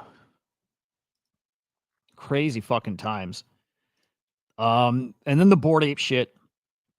I had a deal with Pranksy too. I didn't take the deal. I should have. But I was going to trade him that Hackatow God Save the Queen of Punks for 3 Bored Apes. And I didn't do the deal with him because I wanted the board. I wanted the Kennel Club too. This was before Mutants. So I had a deal. The Hackatow God Save the Queen of Punks, which at its height, at its peak, got to 20 ETH. I sold it for fucking 3 ETH in the bear market. This pat, like a year and a half, 2 years ago. Desperate, had to sell it. And but Pranksy offered 3 Bored Apes. And I think Bored Apes were at like 2 ETH then. I'm like, come on, man, no. Not without the dog too. So it's funny, you think back to that. And I missed Bored Apes a few times. Missed him at Mint. Missed him. So I missed him at Mint. I didn't miss him any time after that because I didn't have any ETH to do anything with. The Hackatow was free. But I missed him as far as having a trade. And again, missed it. Maybe it was 2 Bored Apes. It was 2 or 3, but dude, missed a couple $100,000 there.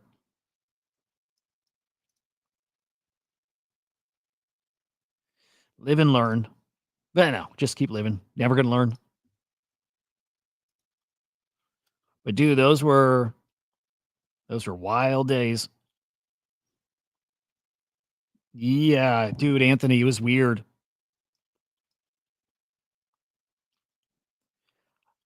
There was definitely money laundering in there too. Definitely. I never had a Jenny Kong. Never did. Yeah, only babies for me.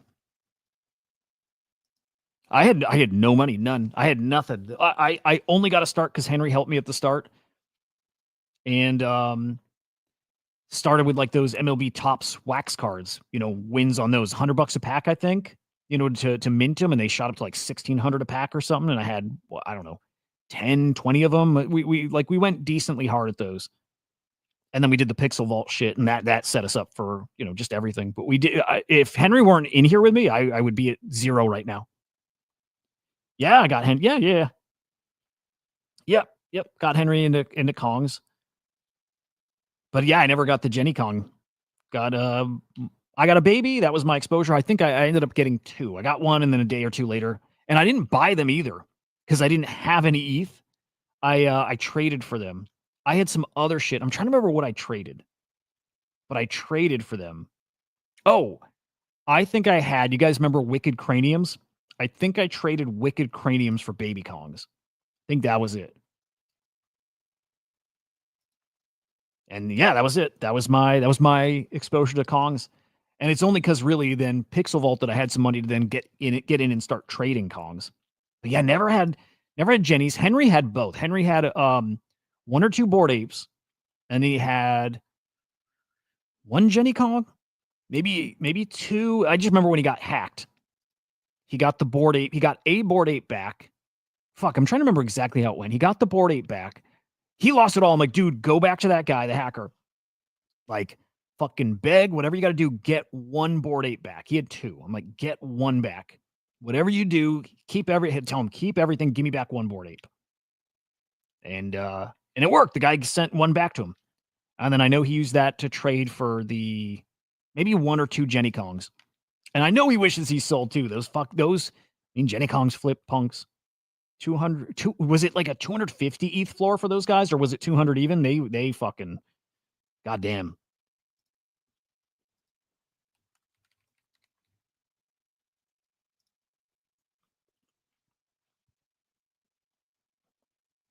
$200, $250. Yeah, it was wild.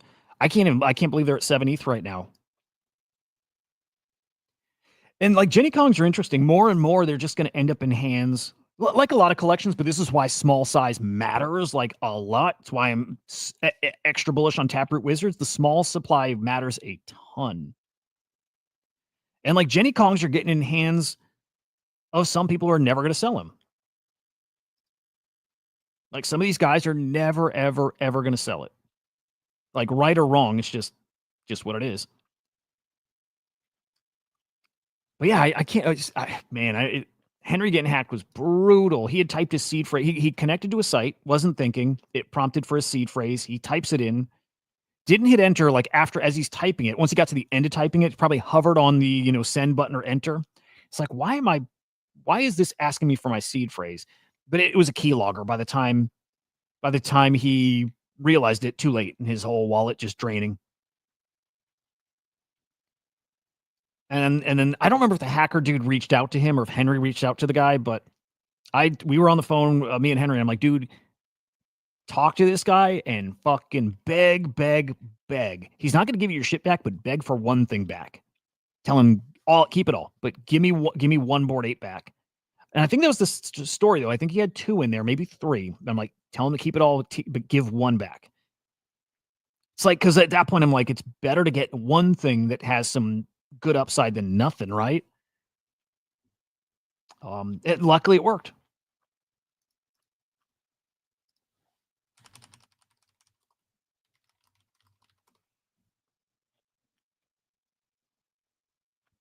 Dude, yes.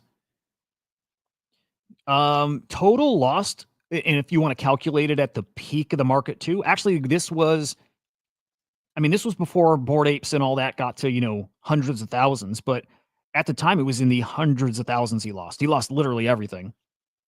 Like probably fair to say $500,000, maybe more. Like he lost everything. And yeah, even back then they had it all botted. You send ETH to it. Yeah, it got sent right out. So we just, what did we do? Because Henry has access to the wallet still then too. So I'm like, dude, set up private sales and like list my address for him, and I'll just go in and buy. So we did that to get a couple things back, like X copies.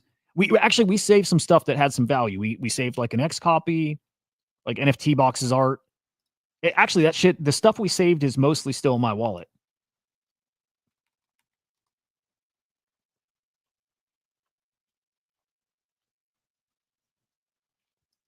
Like I'll be able to pick out the stuff that was his here. Web3 is fucking crazy.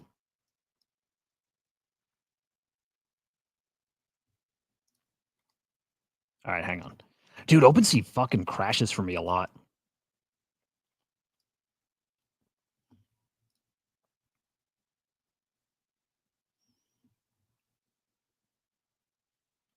That's the thing. Like, lesson learned is you definitely recover from this stuff. You definitely recover from this stuff. All right, what am I looking for?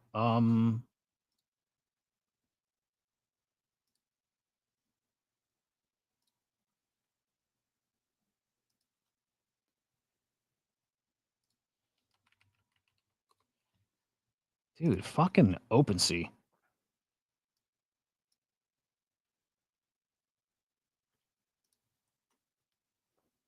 I'm gonna get in like an oopsie message soon. I don't know if you guys get that much. I get it all the time. Let me go oldest.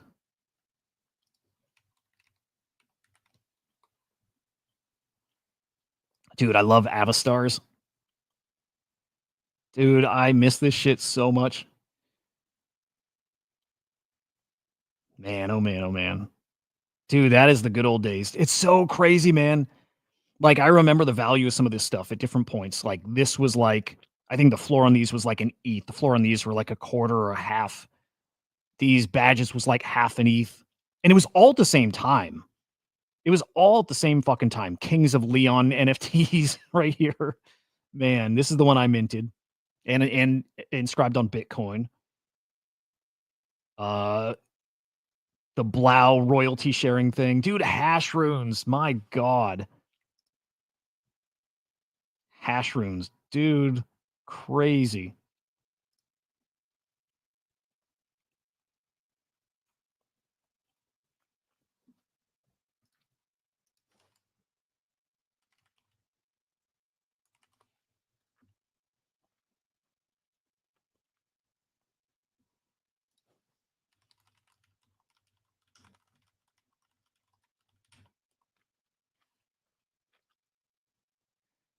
Dude, I remember buying shit like this and believing that they are going to like thinking they go to multiple ETH just because it's a PFP and it's NFTs and that's just how it goes. Dude, I remember buying early-ish AI art. I thought this stuff was the shit. I actually still like it. Yep, dude, expensive lesson. Yep. I think these AI things, these GANs, whatever, are cool.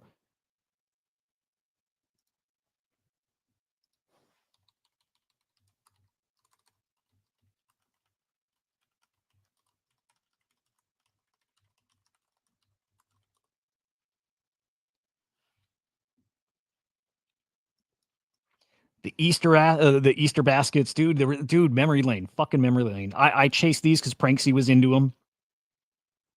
A lot of money stuff. Went hard in those. Got a lot of those. I still think those will be pretty damn cool. NFT Guild, these got up to 5 ETH or so. Mondo IR, this was like his collection.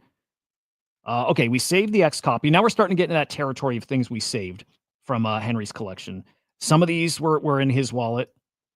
The X copy was from his wallet. This is that AI influencer thing from years ago. Monica or some shit like that. Dude, Top Dog Beach Club, Wicked Cranium. This was from his wallet, dude. I'm telling you, memory lane, this is so cool.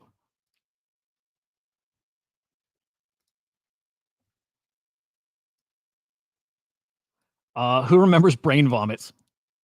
Who who remembers brain vomits and Gary V being all about those things? So I remember going and like, dude, brain vomits. Gary likes them. The artist is putting out 1/1s and small editions, so I bought one of his. Yeah, I think that was a small. That might be a 1/1, but I remember going thinking that was gonna be worth a ton, and I think this was like 1 or 2 ETH. Stoner Cat is Henry's. Fucking Founders DAO. Fuck those guys. Respectfully. Kitty Butts. Yeah, I'm trying to see some stuff. Oh, tiny boxes in the vein of Hash Mess. Who remember those too? Dude, I've sold very few PCC. I love them. I'll change my PFP to that at some point again too. But yeah, mint number 14. I mean, it's the good old days. Yeah, I still have like a gold knight PCC. I still like them. Tiny boxes though was cool. Like early like gen art stuff that was not art blocks was pretty interesting. I actually think those could be interesting one day too. Here's a Haterokit Genesis known origin piece, I think. Potty Punks, I don't remember. I don't remember that. Dude, fucking trolls from Jonathan Mann. More PCC. A lot more PCC. Do you guys remember templates? Jesus. Dude, this is so fun. Oh, this is one of my biggest L's. This is one of my biggest L's. Do you guys remember Monkey Bet?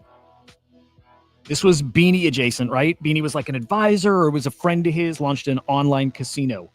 And I minted and I got the #1 rarity and I had an offer of 10 ETH, 15 ETH, something like that on this. Didn't take it. Fucking idiot. So sure that the whole world had changed and that the online casino, 10 ETH is too cheap for the #1 rarity. But this is going back to the time where the wallet the portfolio value was $1 million. Because everything had offers. It wasn't like it was like my projected prices. It was like the offers on everything. Could have gone through and accepted it all, 7 figures. And everybody here during that time all had that. It wasn't unique to me and Henry. It was everybody here then. For the most part, everybody here. Loots. Oh, I like Crypto Mutts still. I really like Crypto Mutts. Yeah, I'm trying to find some of the gems. Damn, I thought I got all these planets dusted. Maybe not. Goody Mob had NFTs. I remember Goody Mob's on Spaces and Henry was up chatting with them. Dude, I like these. Karen Mason Blair. She's like an iconic grunge rock photographer. Did NFTs. I helped her launch an NFT. It was cool. Had her on the show. One of my first guests. Isn't every... I don't like OS2. No. Actually, I don't not like OS2. I just don't use it.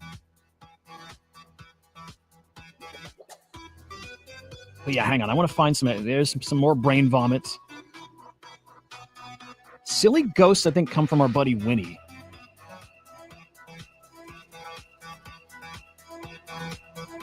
Interleave Genesis. Fuck Loopify. I don't really mean it. I don't care.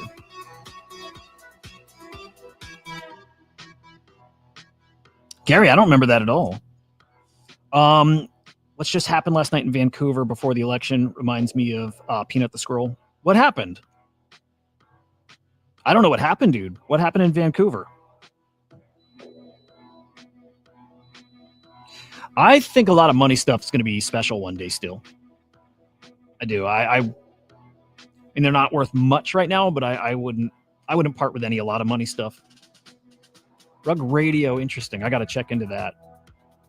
I really like these data artworks still. Again, I'm trying to see if I got why the fuck did I buy Tony Bennett.eth, right? This is when we thought, oh, hey, we spoke about LP yesterday. I was so sure everybody's coming on chain and they're going to need their ENS. So that's what we did.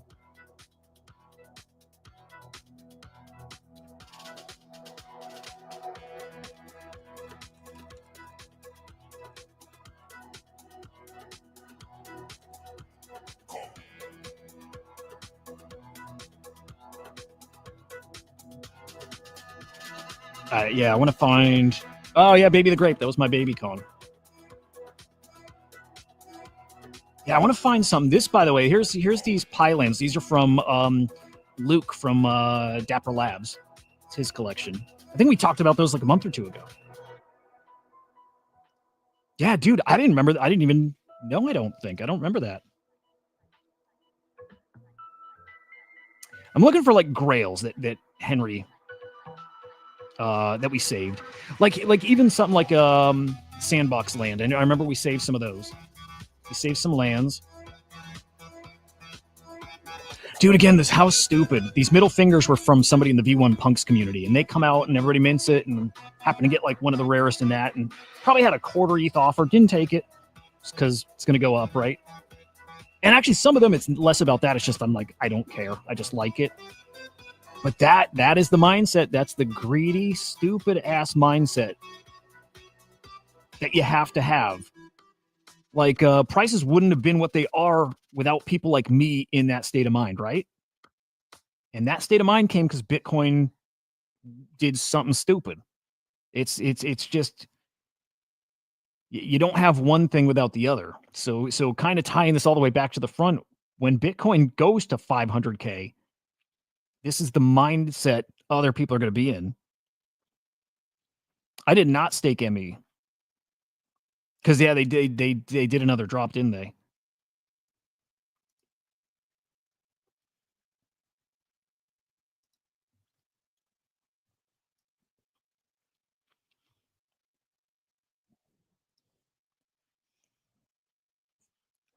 What else? Oh my God, the PCC grandmas.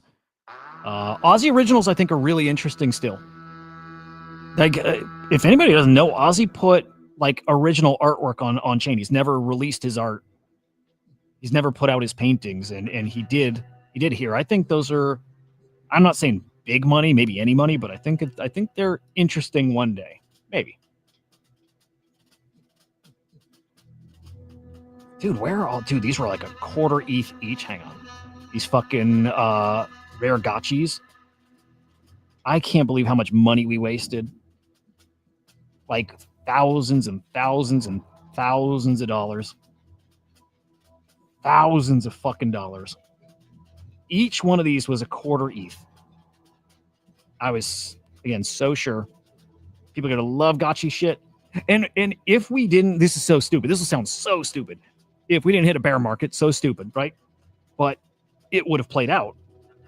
I mean, again, so stupid. But I didn't realize how quick the bottom comes out. I didn't realize. Dude, how many of these fucking rare gotchis did I buy at a quarter? Did I spend like 10 ETH on those? I probably spent like 5 ETH on those, at least. And back then, that was like, it's probably 10, 15 grand, maybe more. Dude, I love these. The Wigmies or whatever from Desulter. Awesome. That guy's awesome.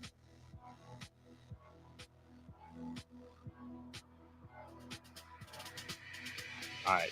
Seeing if I can find any Henry gems here. So far, the only thing that we saved that was like really valuable was the X copy. Look at that. Submerge NFTs. Again, like I mint stuff.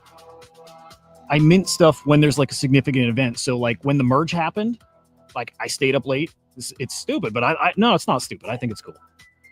Oh fuck, I just fucked it up. Yeah, so when the merge happened, I stayed up late and I just took some screenshots and I minted them. Stupid to do on OpenSea because the image is going to be gone, but you know, for me the timestamp matters. So I minted a countdown clock and then like articles, like just screenshotted Google searches. Just yeah, I just like certain dates. Subject world. We're gonna move on. No comment.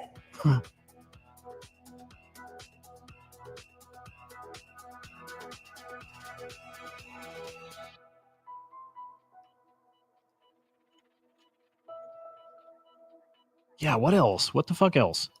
It's funny how worthless everything is now, right? I mean, man, even like landscapes have I don't know how many of those things. Totally saw the day of those being an ETH or whatever. Crazy. I love those still. It's the best part of NFTs. It's just, actually, I mean, this sounds crazy. The money part is not the best part. It's up there. It's tied. We'll say that it's tied. I don't know. For me, the best part's like the, like kind of reliving the stuff. It's cool to think, I believe it, that it will relive those days. Like same thing will happen. Whole new set of stuff. And out of this, out of all the old stuff, something will come back. One of these things will come back and have insane value. One of them. Like like even last cycle that happened from 2017 and earlier NFTs. Like something will come back and everybody will rally behind it and it's a historic NFT. Like that'll also happen again. I don't know which of those. Oh, I love my little noun.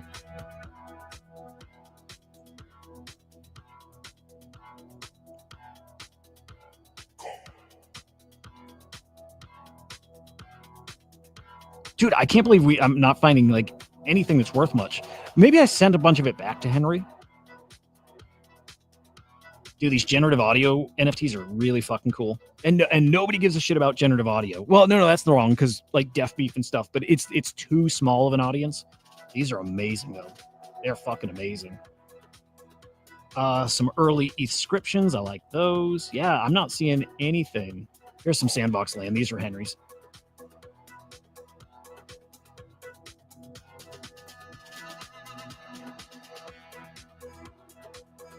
All right, I'm gonna grab some coffee. BRB. Yo, Henry just did something. Henry just did something fucking wacky. Oh my god, hang on.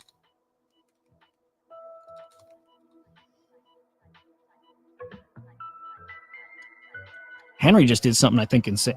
Holy shit. Dude.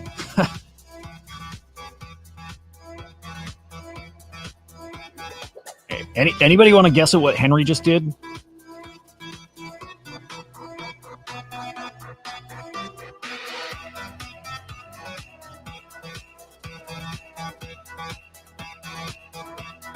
Dude, I'm just looking at my wallet. I'm just looking at my wallet on screen right now, and I noticed something. I'm going to see if anybody else notices.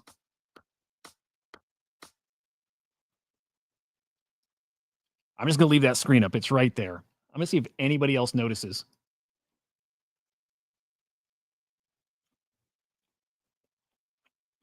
All right, I'm getting a coffee refill, and then I'm just going to show it, but it's right on the screen.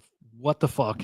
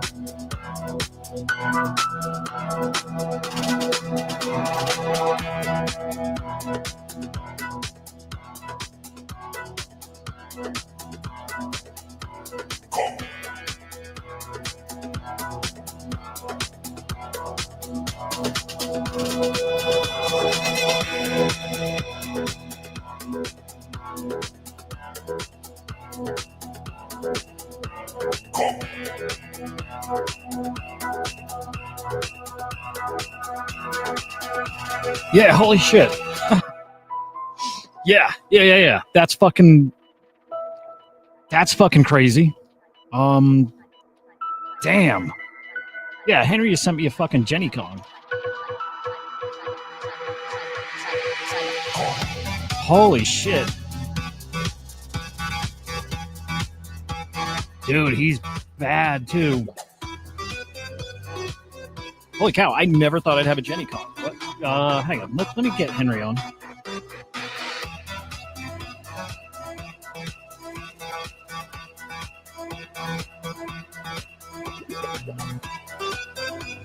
Dude, that's fucking crazy.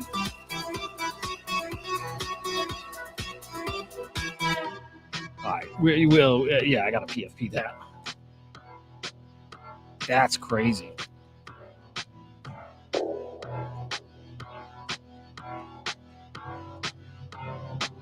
Damn. Okay. Wow. I never. I had just assumed, and I didn't. I've always been at peace with that. Always, dude. Yes. Dude, I just always assume, like, it's not even like a thing I think about, because I just assume never Jenny Con. Like, not in a bad way, not in a like bummer or anything. It's just like, I'm a baby Kong. Like, that's my piece of Kongs. Never thought I'd have a Jenny Con.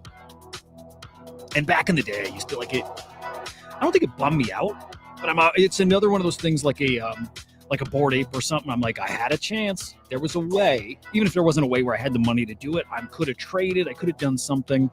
When I had babies and was flipping them for, I don't know, 10, 20 ETH, then like, even then I didn't have the chance, because that's when Jenny Kongs were like 200 ETH. There was never a chance after. For a very short window of time, there was maybe an opportunity, but it was not there long. And so Jenny Kong was always a thing I will just never have. Never. And again, was always okay with that. Part of why I was always okay with it too is just like, was in that community so early, was always a part of the thing. So I didn't ever feel, and this is actually like big credit to the Kongs, they never made you feel like you had to have any of their things to be part of the thing. And they say that too. You don't have to be a Kong to be a Kong. Like, right, even NFT, VCon, the CyberKong's party at VCon, they invited all kinds of non-Kongs. Everybody was invited. If you wanted to come, you come. And so like, I never felt like I had to have a Jenny Kong, because I was always there. Always felt part of the community. And there's some collections where it feels like you have to have like the core asset to be a part of it. And Kongs were never that. As a fucking baby, as just a baby Kong, I always felt like a core part of that community. I wish I were engaged there more, but like, never felt excluded, or I was not part of like anything and everything. But that's fucking wild. I love that guy too. Jesus. I love that guy. Dude, he's so cool. He's fucking cool. That's cool. He's like, I know they're looking to grow their brand and stuff. He's given he's given some babies away on this show, and some VXs and Genkais, and I love that idea of growing it organically like that. Give it to people who like are already part of the community in the same way as you're always part of it. You know, make people even more officially part of it. I love that Kongs do that. I feel like they do that more than anybody else. In a way, it's like their version of honoraries, right? Like, some projects will make the honoraries for people and bring them into the community that way. And a lot of times when I see that happen, those people don't actually end up being part of the community, right? You get the honorary, you park your account in Discord, but you're not part of it. And like, so for example, GVC did that. They had a bunch of honoraries given out to some big names, but none of those people feel like they're part of the community. I think it's different than if you bring people in as not the honoraries, as like legit part of the fucking community. Dude, that's crazy. I mean, hey, smart, because it's another Jenny Kong that will never move hands, right? 200 ETH, not moving hands. It should, but it wouldn't. It wouldn't. Out of like love and respect for Kongs and my brother and all of it. But that's nutso. Okay, now I can get excited though about Banana. Jenny Kong's still, I think this is all changing, right? This was all like teased. I don't know. Maybe we'll get Henry to spill the beans if he makes it on, but like, they're redoing Banana. They like leaked a roadmap that said like Banana V3. These generate 10 Banana a day. Dude, at one point, do you guys remember how high Banana got? Like at the crazy part, Banana got to $100 each. So these Jenny Kongs were generating for a short period of time $1,000 a day. And I'm back to that headspace. Like we talked about it, Henry and I, and we were like betting on it. We knew it wouldn't stay at 100 a day, but knew it could go up from there. It would pull back from there and all. But like, it's like, dude, this is life. This is the life. Going to make thousands a month just from holding these things. Still, those times will come back for a very short period of time. Those times are going to come back. It was so wild. Thank you, man. Appreciate you guys. That's so fucking crazy.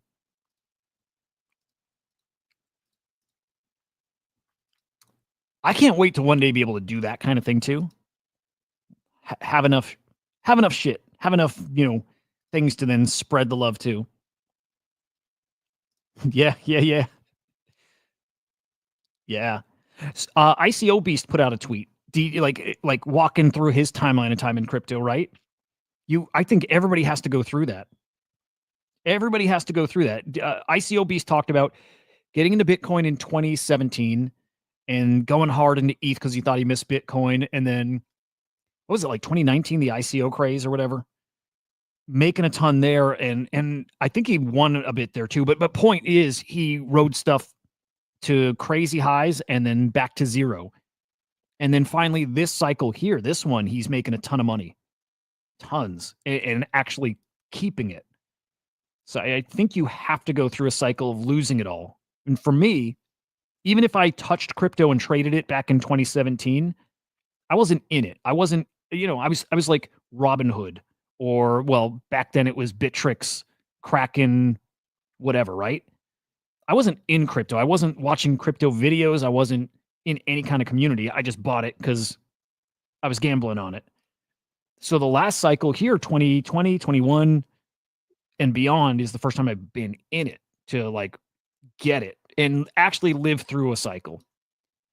So it's cool because then I can go back to the previous, time around and apply stuff. Like I'm talking the 2017 time, and apply like the lessons I learned back to that. Because I remember it. But it really hopefully changes things this time around. Let's go peek at Coco Bear's account. Let's see what that man's working with. Let's peek at what Henry's working with too. I don't know if people know,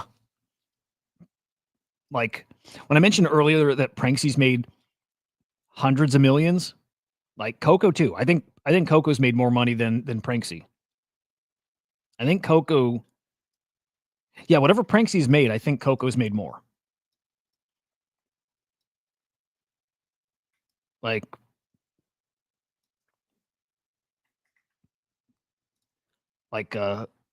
these guys have made stupid money.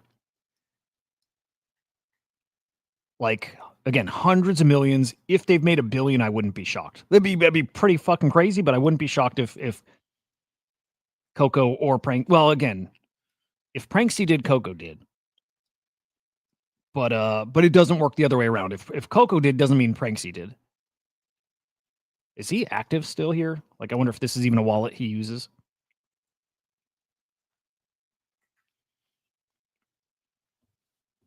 All right, we got to keep that song running now.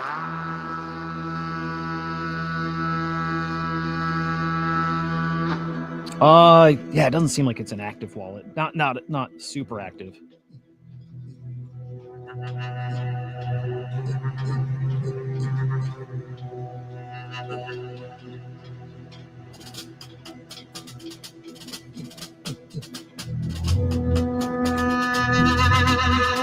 Dude, I gotta definitely change my PFP. I'm not gonna keep it as a Jenny. I think I'm riding with GVC. Actually, I don't know. I need to make a GVC banner. Let me go oldest. I want to see Coco's oldest stuff. See, now that's where Coco made some big bucks. It's Axie. like many tens of millions just from Axie. And I'm sure he did punks and he did Bored Apes. He did all that stuff. But Axie's where this dude did some real damage. In fact, let me see his highest offers. Yeah, if people don't know, Coco's one of the biggest, most OG NFT whales. Like, see, I get that all the time. When I get that, I can't even use the site for, I don't know, for a while. Yeah, this isn't his main wallet. There's no way. Yeah, Coco's one of the biggest NFT whales, period.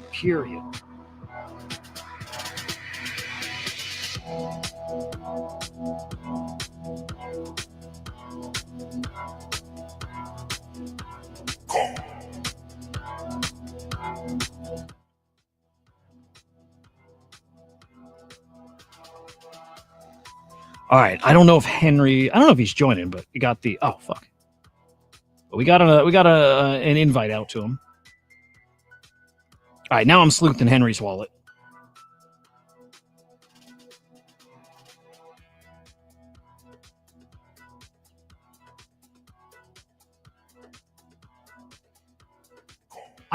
You know what? I don't think these are Henry. I don't think they're his. I think they're like his to grow the brand kind of thing. That's what I think that is. Damn, that's sweet. Go claim some banana today. You know what I want to do too? We mentioned yesterday getting kids more into this stuff. I would love to load the kids up to start doing those play and collect runs. That'd be sweet.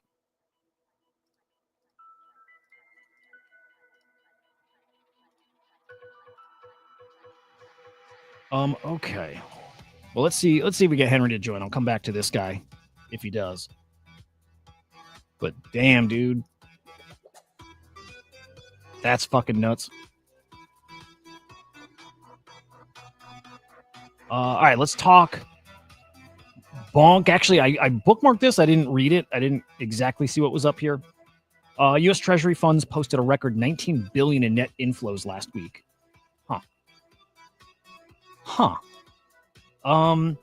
Surpassed the previous high of $14 billion from the 2020 pandemic.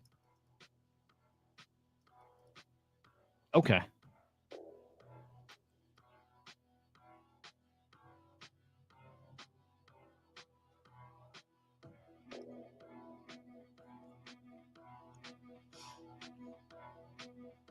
I don't know your wallet, Smokey. I don't stalk anybody's wallet.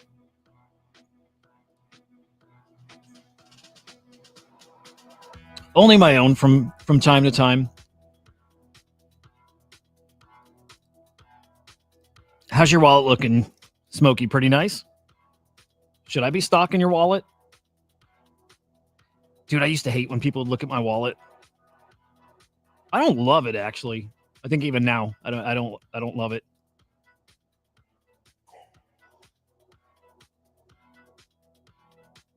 But what can you do, you know? All right, so some dude's speculating. I want to talk the bonk stuff.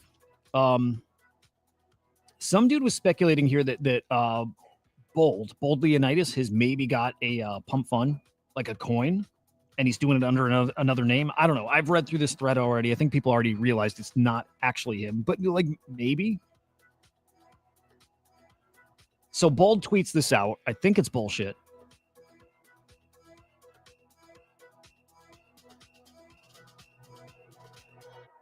But this dude's putting it out there, and again, I think I don't know. I think it's bullshit that this Grizz account is Bold. I don't think it actually is. Feels bad, right? Actually, Henry just like 3x my my wallet's value right there.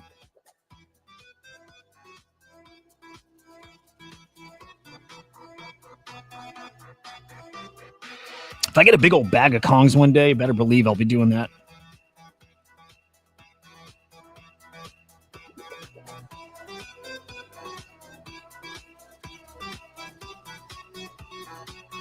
Oh, wait, hang on.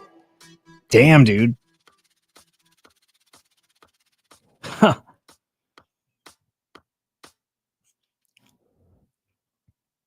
Dude, that's hardcore. I love that people do that stuff. Like that is some degen shit.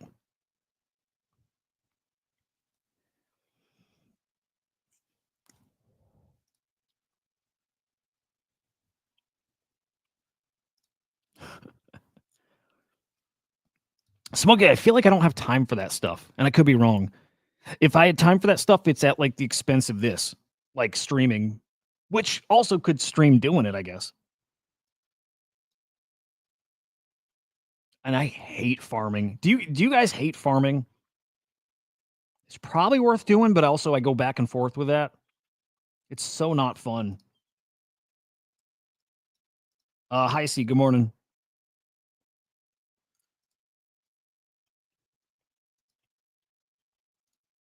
Anyway, I don't think this is Bold Leonidas at all. Doesn't even resemble. You know, not that he couldn't have a different style he's working with, but doesn't. Nothing about that feels like Bold. Not even a little. But as I was reading in this thread, too, people were saying they know him from like previous years, and they're like, it's not him.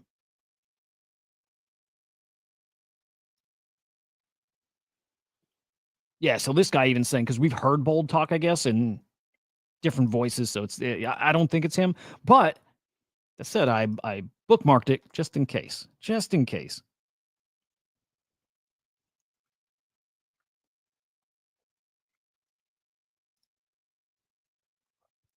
I think the best thing to farm these days, and this doesn't mean it is, but for me, I think the best thing to farm is content.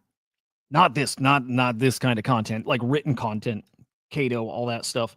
Oh, I did bookmark. I do want to show, but like Luca tweeted out, you can create posts about Pengu, and they're paying. It's like $2 for every 1,000 views, which I don't think is a great deal. Like whatever that rate is, I don't think it's a great deal, but it's like better than nothing, right? Like it's. I mean, way better than nothing. Hang on, let me find that post. It's. I mean, some people are already doing it.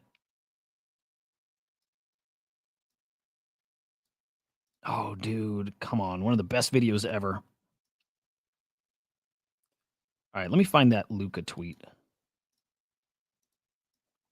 You guys have seen this, right? Like, this is, yeah, I'm talking to internet bros. This is an old classic.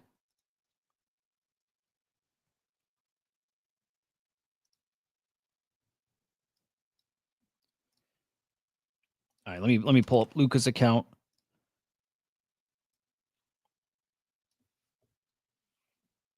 So yeah, they announced yesterday, tweet about Pengu, submit on a form. Yeah, there it is. Tweet about Pengu, submit it on this form. $2 for every 1,000 views. It's like what Virtuals is doing. Virtuals is doing submit your posts as well, and they give you the virtual points. You're going to see a lot of this. I mean, everybody's doing this now. Cato's doing it in like a even more convoluted way. $2 per 1,000 views. So like 2 CPM I hear is not great at all. But like, argument is you're already doing it, so why not, right? Which, yeah, why not?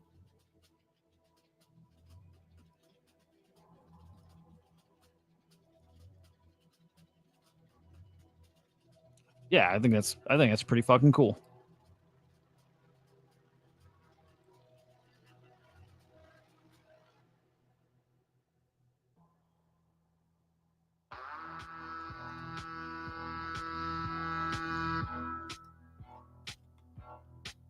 Dude, Jenny Kong gets really great whitelists. Forgot about that. There's the win. Yeah, here, okay, auto.fun FUD. Again, more Shaw FUD. LP's getting drained, coins aren't migrating. Shaw keeps saying the website's broken, but I don't know, man. This has got to be where there's smoke, there's fire, right? It's nothing but FUD around Shaw. I don't hear anything good about Shaw. I want to. But yeah, a lot of yeah, yikes.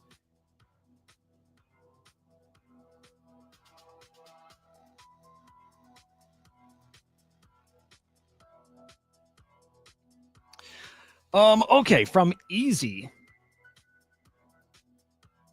Pump fund for the first time in what has to be a year plus. It's officially under 90% market share for meme coins. Is he talking like graduating meme coins, like trending meme coins? Something like that? Oh, I get it. Like market cap, I think, or so of pump fund coins versus other stuff. Interesting. Not saying pump fund's dead, not even close. Pump fund will literally never die. Basically agree. This is also what he's getting at, why Elon was so aggressively like taking fees and selling. Because I think they did peak. That was the most money they'll ever make, over the past year. But it's this, because now, like we talked at the very beginning, the Bonk Launchpad and the Radium Launchpad, there's going to be so many Launchpad competitors that as awesome as Pump Fund is, and it is, there's going to be other platforms that incentivize us to use them more. And yeah, the Pump Fund peaked probably. Doesn't mean they can't have another like local peak or whatever, you know what I mean? But that was their biggest window of money making, and that's now gone.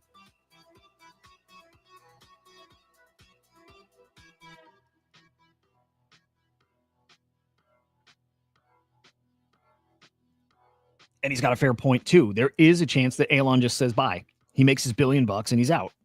Totally could.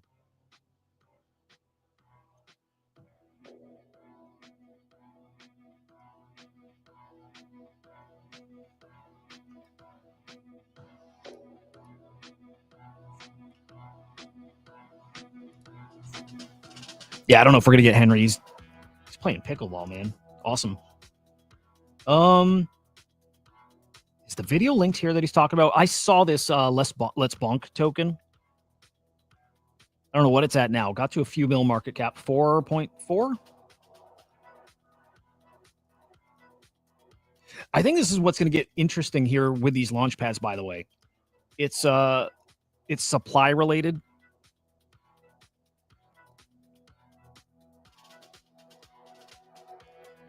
I think. I don't know for sure. But I think we're going to see people experiment a lot with different token supplies, which will throw maybe, again, I got to think through this more, but I think it throws like market cap TVL stuff kind of out of whack, because I just don't know if people are going to pay attention the same way. Like at first, it'll catch people off guard, and they'll see something run really hard market cap wise, and it'll be splashy and newsworthy, and people just chase. Like I think. And it's not like we haven't seen that before, but like I mean in a much bigger way.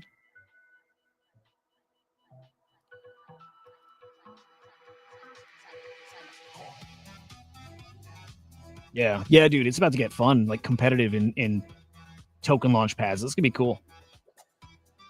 It's good for us. Yeah, like who said that before? It's good for us. Competition with these launch pads, competition in anything works out for us in our favor. But yeah, we'll see what that looks like.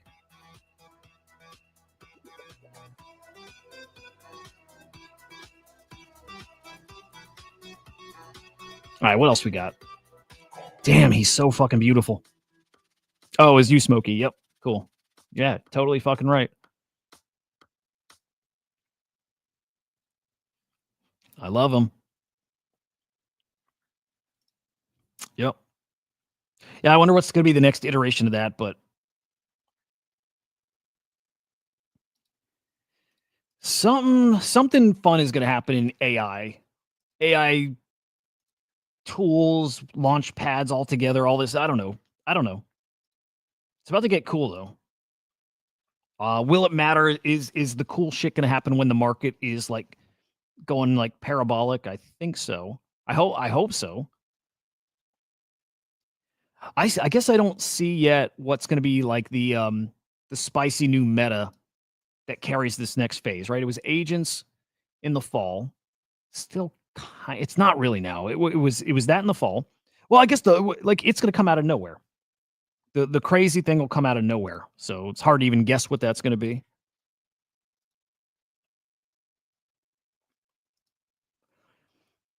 Yeah, most likely, and then you're gonna have some like crazy, crazy killer fucking devs. These like little one-off, like almost fluky things. Not a fluke because the guys are gonna be so talented, but you'll have some one-off shit that'll like shock the world, like a deep seek kind of like disruptive thing that comes from like a solo dev in a way. Like they're so resource intensive, so I'm not sure. But I think we'll see some wild AI shit come from like a person, almost like Shaw with the AI 16Z, like a story like that, but like with a specific tool. It's like when Hunter was on the show and he talked about prompts being tokenized. It's more something like that. It's like the algorithms that are going to be the most important things, like your prompts, your like proprietary algorithms, stuff that makes your AI tool better than other guys because it thinks differently or better, or you know. Yeah. I mean, man, like Radium now works with, or has partnered with Hey Anon. Magic Eden's going to have an AI thing baked throughout.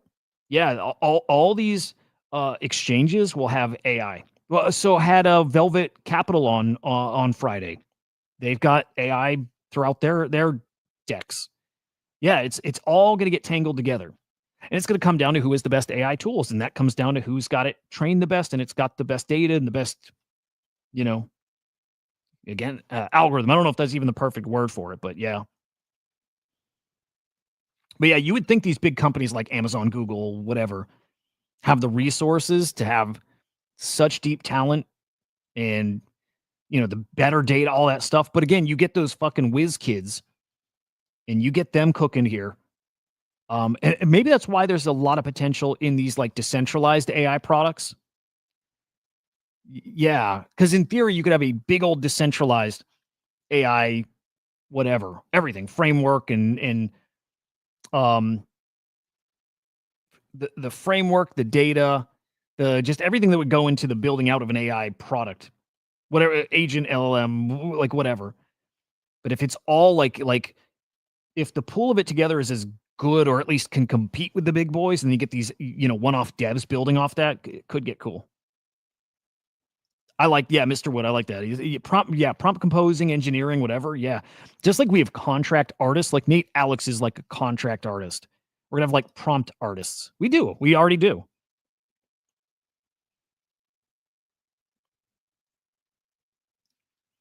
Kit Boga has AI bots calling scammers in India and wasting their time. I like that. That's cool. I like that.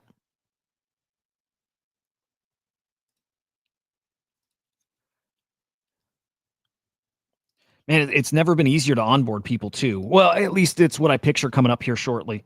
Like if we have like if you interface with crypto by using AI like a little chat bot, it's a pretty good experience for people. And then for us, hopefully, it just makes us better at trading. Hopefully.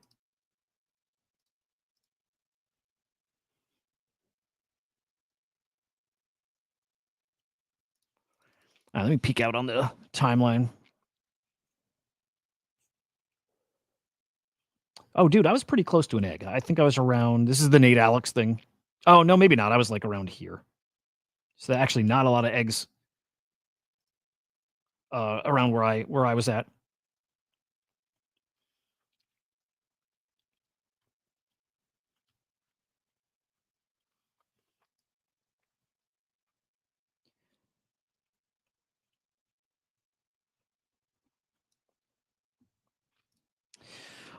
Smokey, I think AI and crypto will make more of a news aggregation, technical analysis aggregation. Yeah, definitely that. Look at OpenServe with these custom dashboards that is like doing a lot of that, like news, um, news alpha aggregation, stuff like that. Yep. But I like tying that. You tie that like super timely news and again alpha and stuff like that. If you get that curated or dialed in where it's like really useful stuff, so you can catch moves early because of news, and you tie that to an AI application that can actually execute the trades for you, you know, it's definitely going there. right? Like having an AI tool that trades based off of market moves and wallet activity and all that stuff, it's one thing. But if you can tie that with news, so then maybe your AI doesn't trade just on the market moves, but on the news that also has some like consideration for the market stuff, like, dude, it's going to get really cool.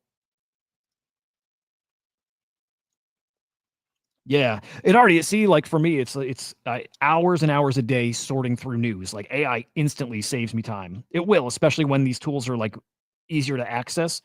I can curate the news and alpha and stuff like that, and I can get it in an hour instead of 3, 4 hours. Game changer. At some point, won't the AI bots make us not use our brains? Some people, yeah. Gary, somebody had a really good point. It's gonna be part of the population is gonna make us part of the population is gonna go down the wrong path. They're gonna use their brain less. They're just gonna get lazy and rely on AI for everything. And the other part of the population is gonna use AI to make them better. Like, we'll use it to simplify a lot of what we do, so we're freed up to do even more of, what it is we're doing. I don't know what that split will look like. I don't think it's 50-50. I don't know if it's like, 10% of the population is just super productive and so 90% get lazier, 10% get even more in the zone, right? I've been chatting with a buddy about this, Musty. A buddy who's building out his resume. I'm like, dude, I have to believe, because I use GPT so much. I'm like, I bet you ChatGPT can make your resume in 10 minutes and make it really good. Feed it your resume, ask it to give you examples of like the best current resumes out there. If you use the right model, what's the best resumes out there right now, format wise? And then here's my job description, whether you type it all out or you copy paste it, plus you type in more info, make my resume. If that takes more than 10 minutes these days, I think you're doing something wrong. That's so fucking cool. I'm still trying to get AI to help me format my news. And I think the model I'm using just isn't there. And the one I want to use that does it is it's still gated. It's only like 50. It's gated at a certain number of tokens a day, but it's like kind of around 50 prompts a day. It's not enough. But I think it's like the best way to use it is just bouncing between models. Dude, resumes suck. Yep. Dude, it's and that's such like lightweight use for it or use case for it, but it's amazing. It's such a time saver. And it's like, man, just apply that to everything.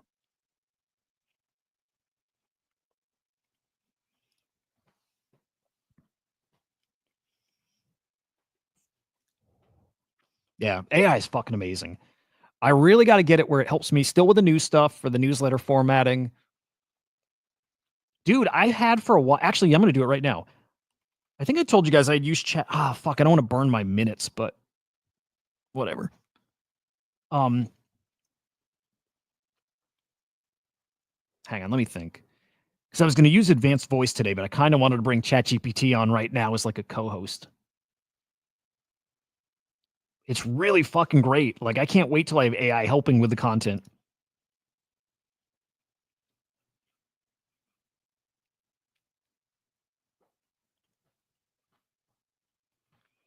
Oh, also, I think Grok 3.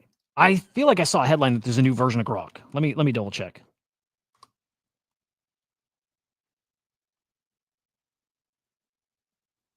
I swear I had something pop up this morning. Might have been like an old bookmark or something that popped up. Grok updates.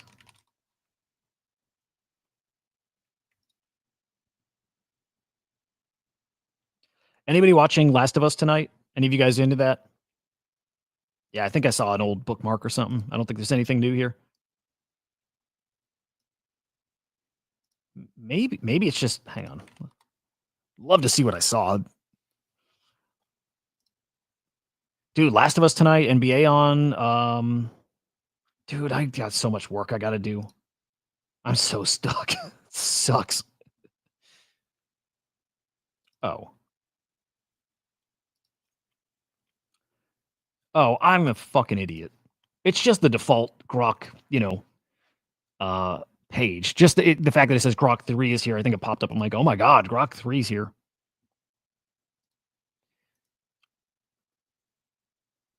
Grok is pretty good though. Yeah, I still like ChatGPT the best. GPT 4.5 is bonkers. I think 4.5 is awesome. I got to play with 4.0 more.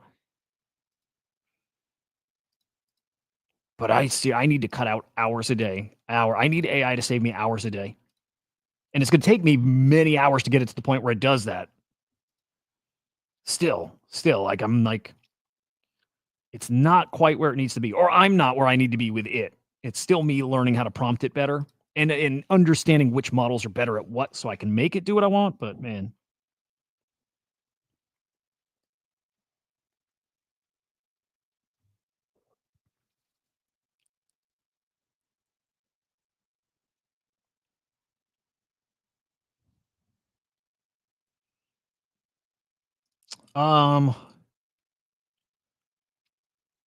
Hang on, let me see.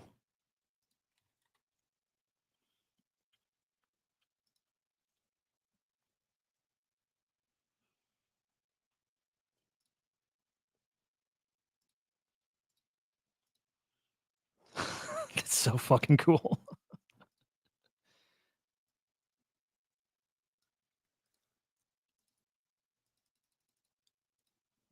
Dude, I love that. It's so fucking cool.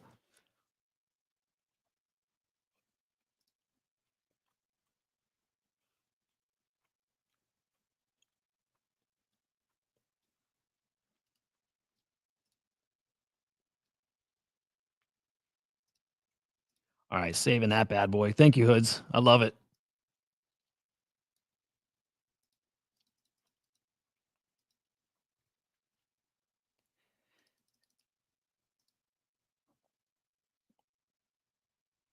Will Grok do that, Smokey?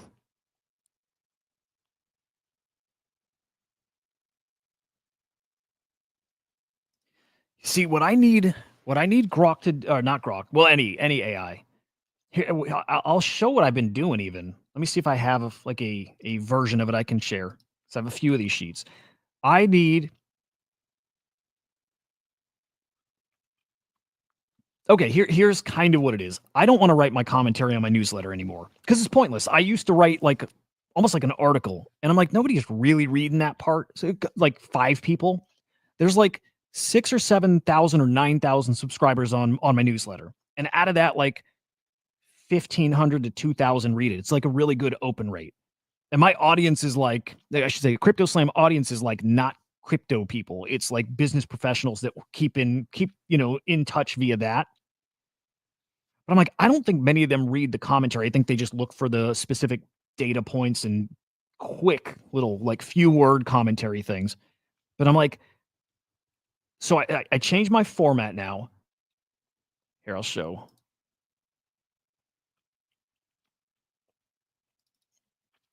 I changed my format where I don't really do a whole article. It's just like it used to be a page, like an article. Now it's just like a quick comment. And then I bullet point the top kind of things that have happened in the week. So like content coins, big NFT sales, because there's not much going on. So just that Magic Eden airdrop. And I just do some bullet points of the thing under it.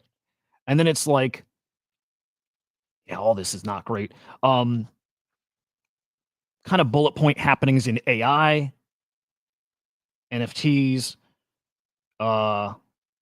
crypto, top movers, and then headlines and drops. I just want to take all of my articles for the week, and I've got it in a place where it's starting to do this via using like Google too. I've got a sheet and I fill out every headline I have. I put it in a sheet and it's now going to insert these things under each category. I tell it what category it goes. It'll go insert them there for me.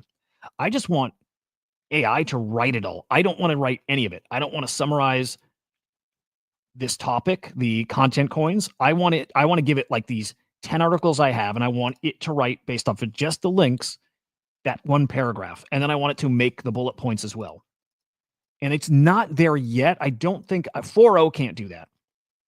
GPT 4.5 might be able to do that. Might. It's definitely way better with the formatting. It can read the link, so it can go read a site live. And I even tried with like Grok, pasting it into Grok, because a lot of these are tweets, like on X, posts on X, and I can have Grok go read each one and summarize it, and I can bring that to GPT. It just doesn't do a great job. But basically, I want to tell it, hey, these are going to be my noteworthy happenings. So I want you to, it already knows. I train it. You do 1, 2 to 3 sentence paragraph at most, and then you do, 3 to 5 bullet points under it. And I just want it to do that on its own. I just don't think it can do that quite yet. Or like I'm still experimenting because it gets very close. And in a couple places it actually gets it. I'm like, okay, it might just be that I need to like adjust how I'm telling it and like what I'm using, what tool, like maybe it can do that. And then even something like crypto top gainers is something I think I can have it automatically pull. I think that's easy. Headlines, I just want to send it a URL and have it write the headline, it hyperlink the first few words, and then it formats it into this too. It's all stuff it can do, but if you, I'm still not even convinced it can. Maybe like is 4.5 the top model for GPT? It might be. So maybe with the unlimited plan or whatever, I can get it there. But yeah, still fucking playing. And if I can get it to that point, then I'm doing this every day. I'm going to build out my own, subscriber list. But dude, I'm telling you, I've got a much bigger thing that I plan to do. But I need AI to do it because it's a one-man job right now. So for it to stay a one-man job, it's got to be a lot of it has to be automated.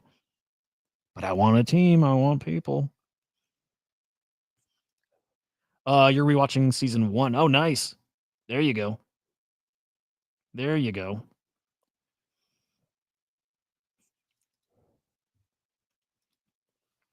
Dude, it's a good show. Dude, between Andor and Last of Us, there's some good TV right now. I hate that I'm watching TV. Fucking hate it. Like I've talked here before, but my most productive time, there was no TV, no games, no nothing, no friends, no family. I mean, like no family.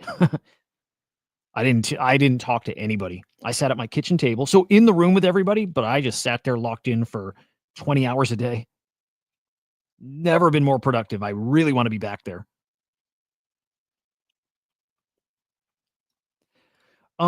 This is a funny take. I don't disagree. I don't think there's any agents that can do that, Gary. I think ChatGPT can. But like 4.5 is the version that I got the closest to that. And again, it's like limited daily. 4.0 can kind of, so 4.0, like, dude, it's so predictive. I will sometimes send ChatGPT the URLs and it'll say it can't read them. And then I have to say, no, you can go read them. So go actually visit the URL, go to the site, read it, summarize it. And sometimes it'll do it, and sometimes it'll come back with something else that I told it, like another article from 2 months ago. It's not good. When I did 4.5, it was really good. I was shocked. I'm like, okay, that's the solution. But because it's limited every day, I'm not sure how much I can use it. I am tempted to do the $200 a month plan just to get more access to it and really try. And also then the advanced voice thing is another key to this, like where I could just talk. Like ideally, I would just record this whole thing, feed this whole show into it. And if it could take all my commentary and make that populate the newsletter, like tighten it up, like that would be magic.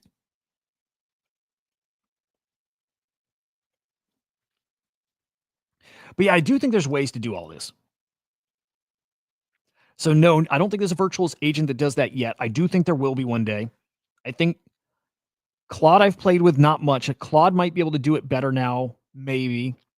ChatGPT struggling, but I think maybe. It's still just, as much as I'm in AI, I'm not in it enough. I'm too new to it. I'm not far enough in, like where I feel what they're capable of yet. I don't know their limits, and I'm starting to feel limitations. And then it's just trying to figure out what of that is a limitation of that and what's just me being so new at it. But I see what's coming, dude. I see how good it's going to be here soon. And it's going to be really fucking great soon. And so for me, I don't look at it as a threat either. I don't think it's going to replace my content. I just think it's going to make my content better. That's what I'm excited for, because I'll be able to do more of it faster, better, more frequently, all that stuff. And it frees me up then to do more stuff. Maybe frees me up to do airdrop farming on top of then getting all the content out, you know? Eve. I kind of agree with Eve here. Housecoin isn't funny. It's not a meme. It's getting caballed by KOLs. You'll get stuck holding bags. I agree, but also SPX. Although I think SPX is funnier and a better meme and whatever. I don't know. This reeks of sideline for sure, like somebody's saying.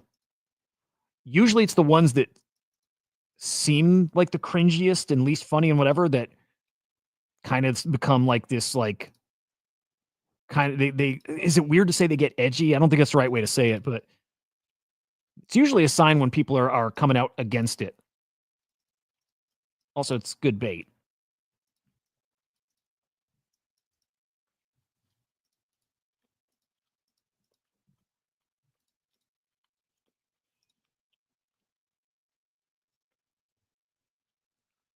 But yeah, today I got to be super focused. I've got like 4 things I'm trying to do today.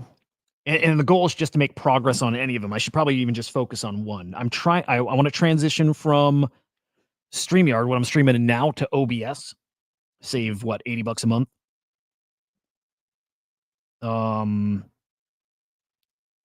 Yeah, a couple things I got to push today. I got a fuck ton to do. I can't wait. If I could knock out OBS today, get it configured and start streaming from there, that would be cool.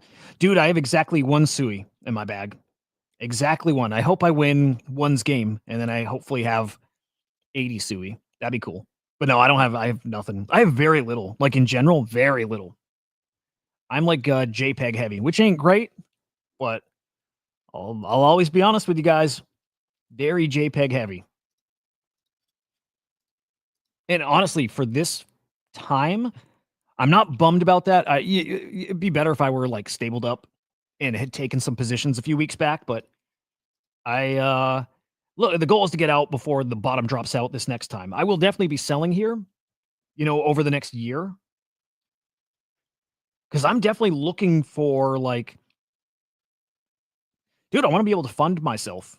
I want to fund myself doing this, but more. Like, this is not enough. I want to fund doing this, but bigger. So I am definitely, and it's different. It's different kind of motivation to sell when I'm like, you will live off this, so sell. Yeah, dude, OBS can be a pain. I'll keep it simple, like my old videos.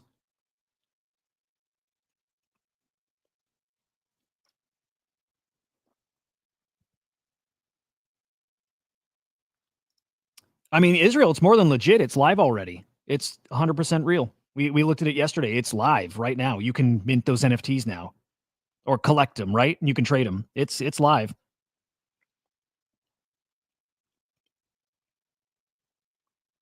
English, do you mean like if it topped out already this cycle?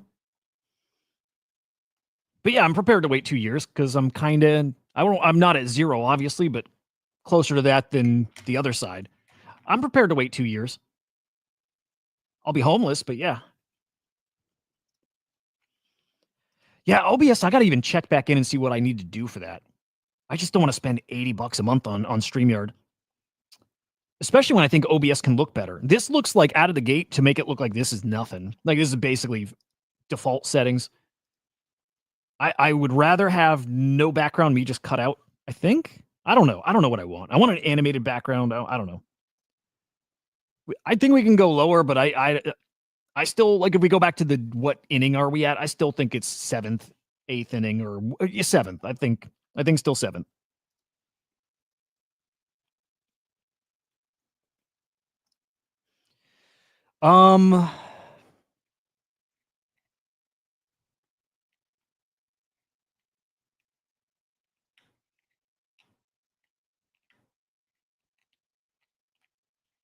Maybe.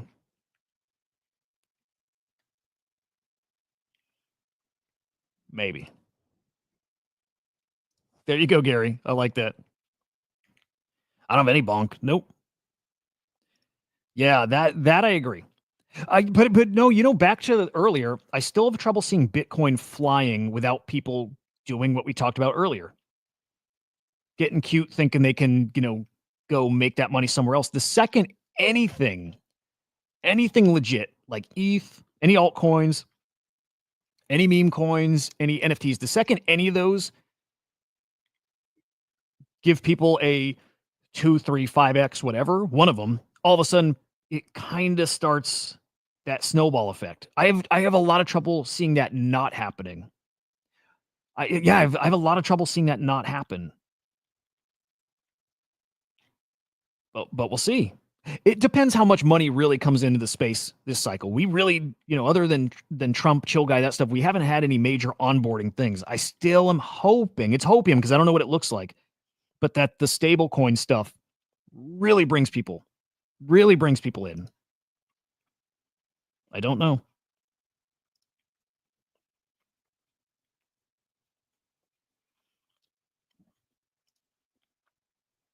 Yep.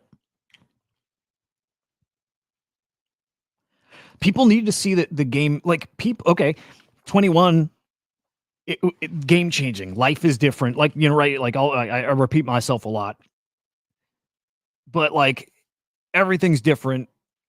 Everybody's coming on chain. Like that's the headspace also that we need to get into. People need to think that the game fundamentally changed, and that's why this time's different. That's why they, aren't scared. That has to happen. That didn't happen yet at all. And I'm hoping, look, if we get through the Stables Act, Genius Act, Fit 21, and any combination of those, and it doesn't happen, we're fucking toast for a while.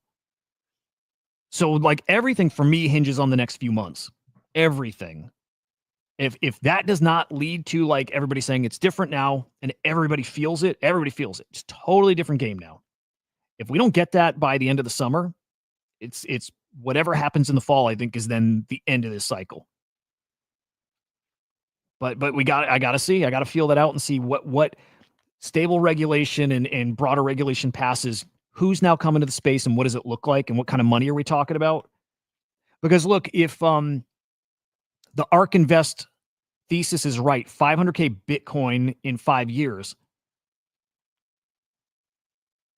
part of that move is, this cycle. Part of that, the bear case to the bull case. The bull case means something different. It means things did change. And even that median case is like things do change. For Bitcoin to be like 1.2 mil, things are going to be very different. For Bitcoin to like 10x from here, like 11x, it means things are going to be really different. And so then people will be in that headspace. This time's different. I'm fucking going in hard, and I'll keep trading, and because it's going to keep coming. It's different. Everybody's coming in. And part of that move to 500K or 1.2 mil or whatever still happens this cycle. It's like, how deep do we get? How much of that move from, 90K now to 500K or 1.2 mil or 2.4 mil, how much of that happens this cycle? And I think all of that is stuff we can't see yet. But again, depends on Stables Act, Genius Act, Fit 21, and then who's coming in because of those things. I think we'll have a really good idea of this in a couple months.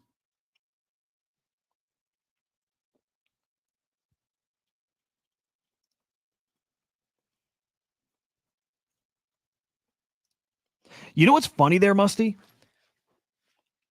For like one of the first times I have some stable coins, and when crypto pumped, like this past week, wasn't bummed at all missing it.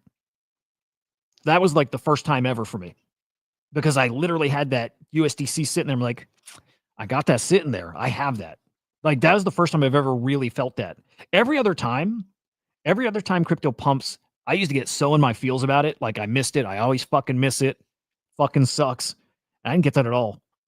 Even though it was just 7%, 10%, which is not nothing, but I normally am like, last cycle, I would get very, very, very fucking pissed about it.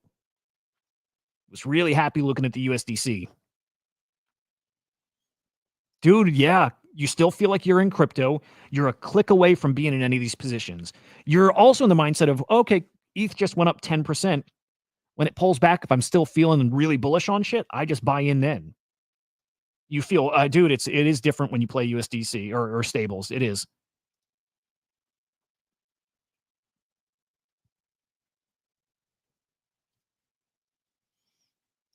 Yep, dude, yep. There it is. Yeah, dude. Stablecoins are they're game changing, right? I'm really excited for the next few months. All the changes coming here. No, I shouldn't say all of them, but the biggest change we're about to see here is stablecoin related. I I think stablecoins also for normies work for them better, make sense for them better. And I don't think it's going to be a hard sell for them if they earn really nice interest on their stablecoins. I think they'll use stablecoins. By the way, didn't that Sanders kid, I don't know if this is real, but asked for his NFL salary to be paid in Bitcoin? Was that real? I think normies, I think normies are coming via stablecoins and soon.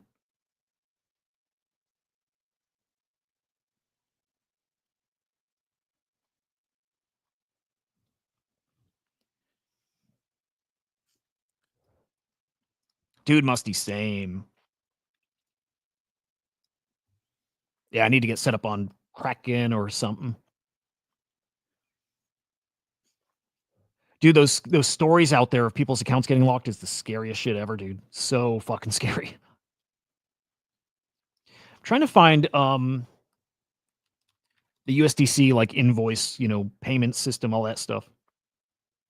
Oh yeah, here we go. You can now add invoices and receipts to USDC payments. This isn't it. There was actually well, let's see. It's probably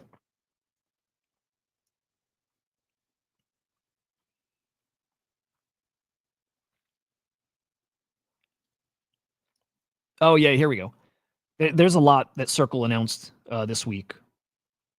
Maybe it's other devs building here. I don't think it's directly from Circle. Refund protocol, on-chain dispute resolution, and refunds to USDC payments without requiring custody or trust in a centralized party. Interesting. Like there were some big USDC announcements this week.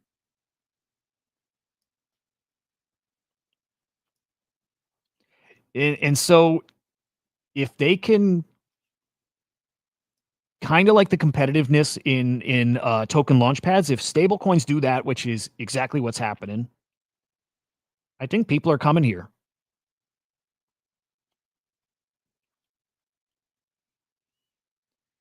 But yeah, man, fucking 2 weeks. In 2 weeks, we might get a vote on the Stables Act.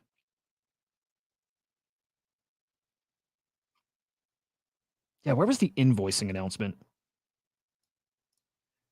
Maybe it was this? No.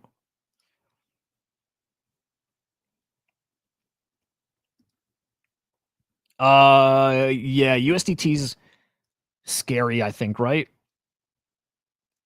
And they're going to launch a new stable coin in the US because USDT won't be compliant.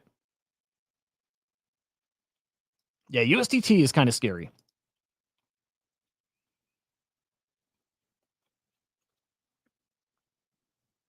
How did that work, Musty?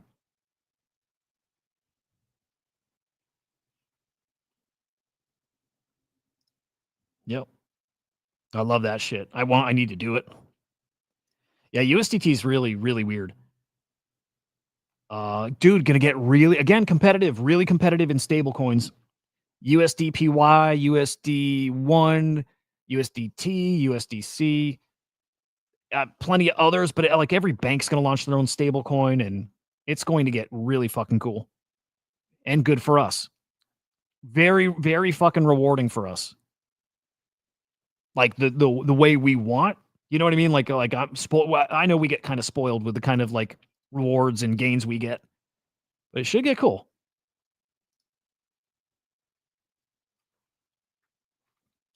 Oh, me Pochi, I don't know if I say that right, but thank you, man. That's very fucking nice, huh?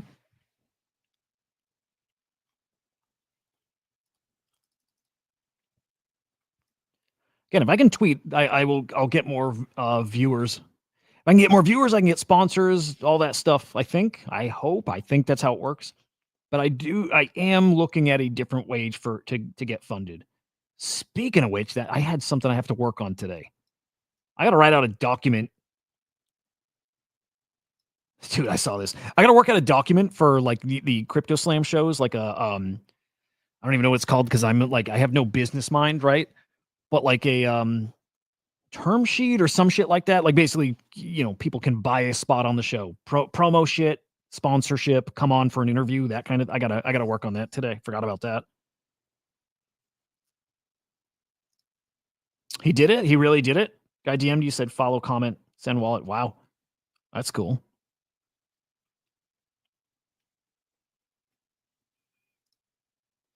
Um, that's the scary part too, dude. Yeah, they can freeze and they can burn your tokens too. Yeah, it's yeah, stable coins are like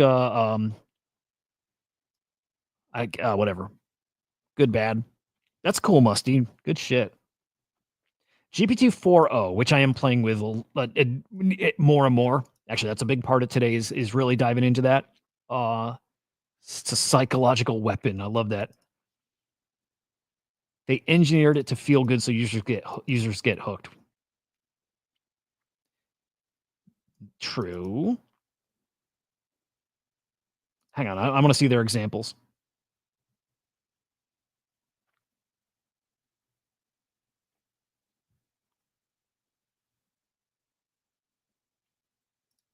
I need to see some examples.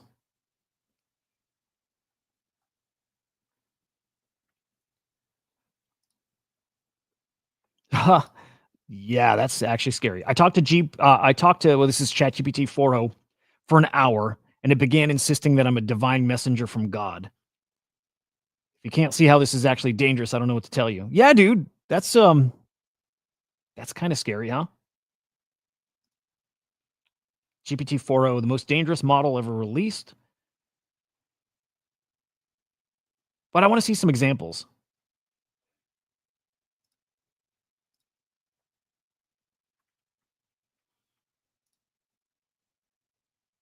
Like that guy's words, yeah, I believe it, but I want to see some examples. But yes, there's people out there who, if ChatGPT is telling them they're a god, that's kind of fucked, right?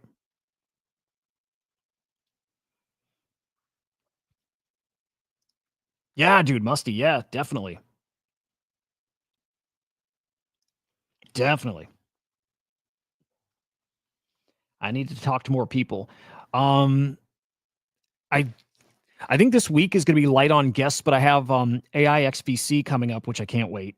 They're like the lead agent in the autonomous hedge fund, Virtual's ACP. So I got them coming on. I've got Degency coming on. Fuck, there's another one or two. We'll get all of them on. Yeah, I just like talking to people. So that's cool, Musty.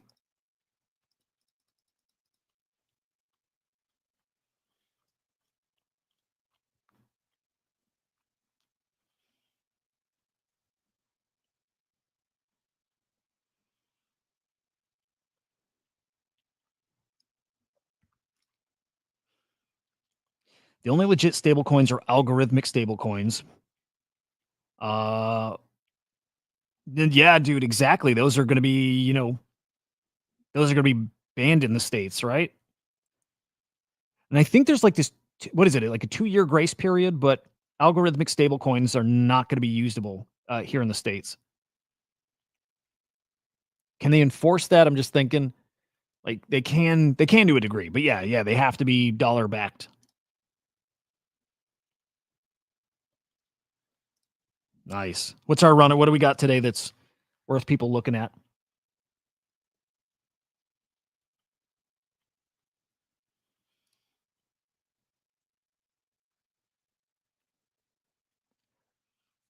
Oh, did Sailor? Yeah. Oh, all right. We got another Sailor buy coming.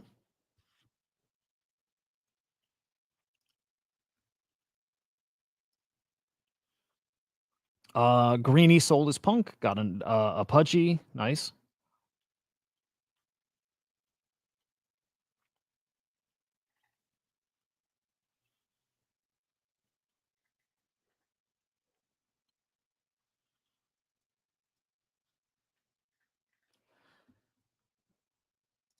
Yeah. Oh, damn. We got some punks on the move. Oh, this is yesterday. Okay. Never mind.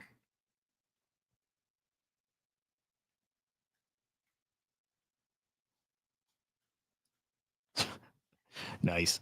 All right, guys. Damn, what a cool morning. What a cool fucking morning. Wasn't expecting that.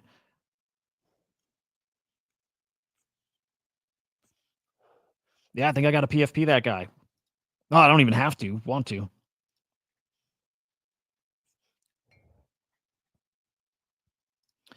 Um, Interesting. Dude, Musty's cool, right? He's fucking cool. Yeah, we'll be fucking proud to rock him. But I definitely need GVC in here. So I think I'm gonna have to make a GVC banner, which they have, right? Like they have banners here, but I want my GVCs in there. Like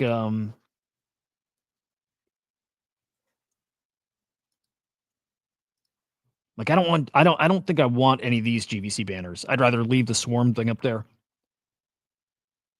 Yeah, I need to somehow arrange my vibes. And then I'll PFP the Kong and we'll do the GVC banner.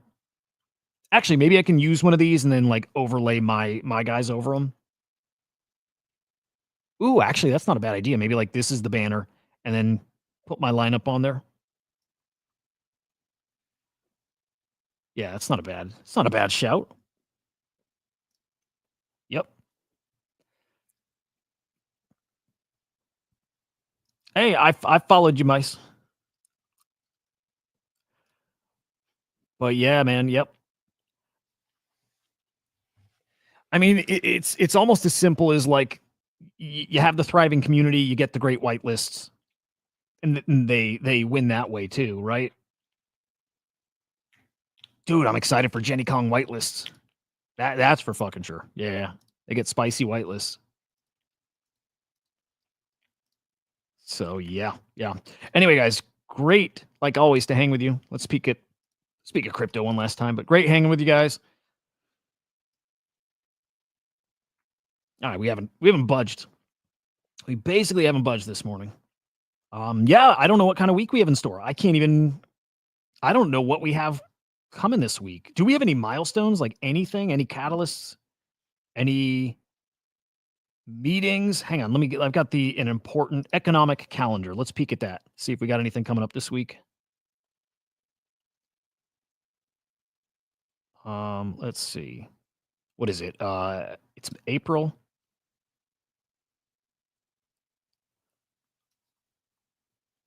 All right, let's see what we got this week.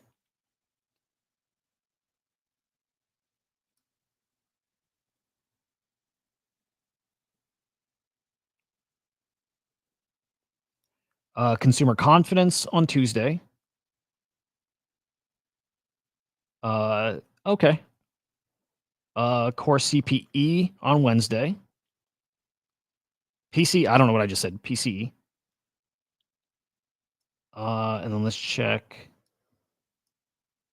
Check later in the week. I can't believe it's May this week, man.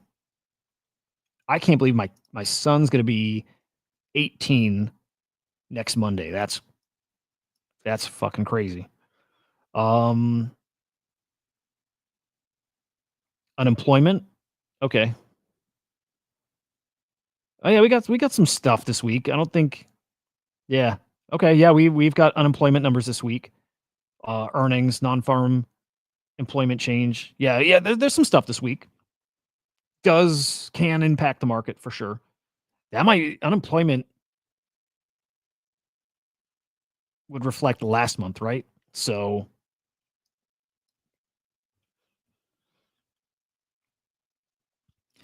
you know what's again, I don't love how the Bitcoin stuff played out with Kongs, but I still think things get another pumpy whatever moment. So yeah, I don't think that's a bad shout. I think everything's going to get another time. I have no idea how high, but I think everything's got its shot to be up.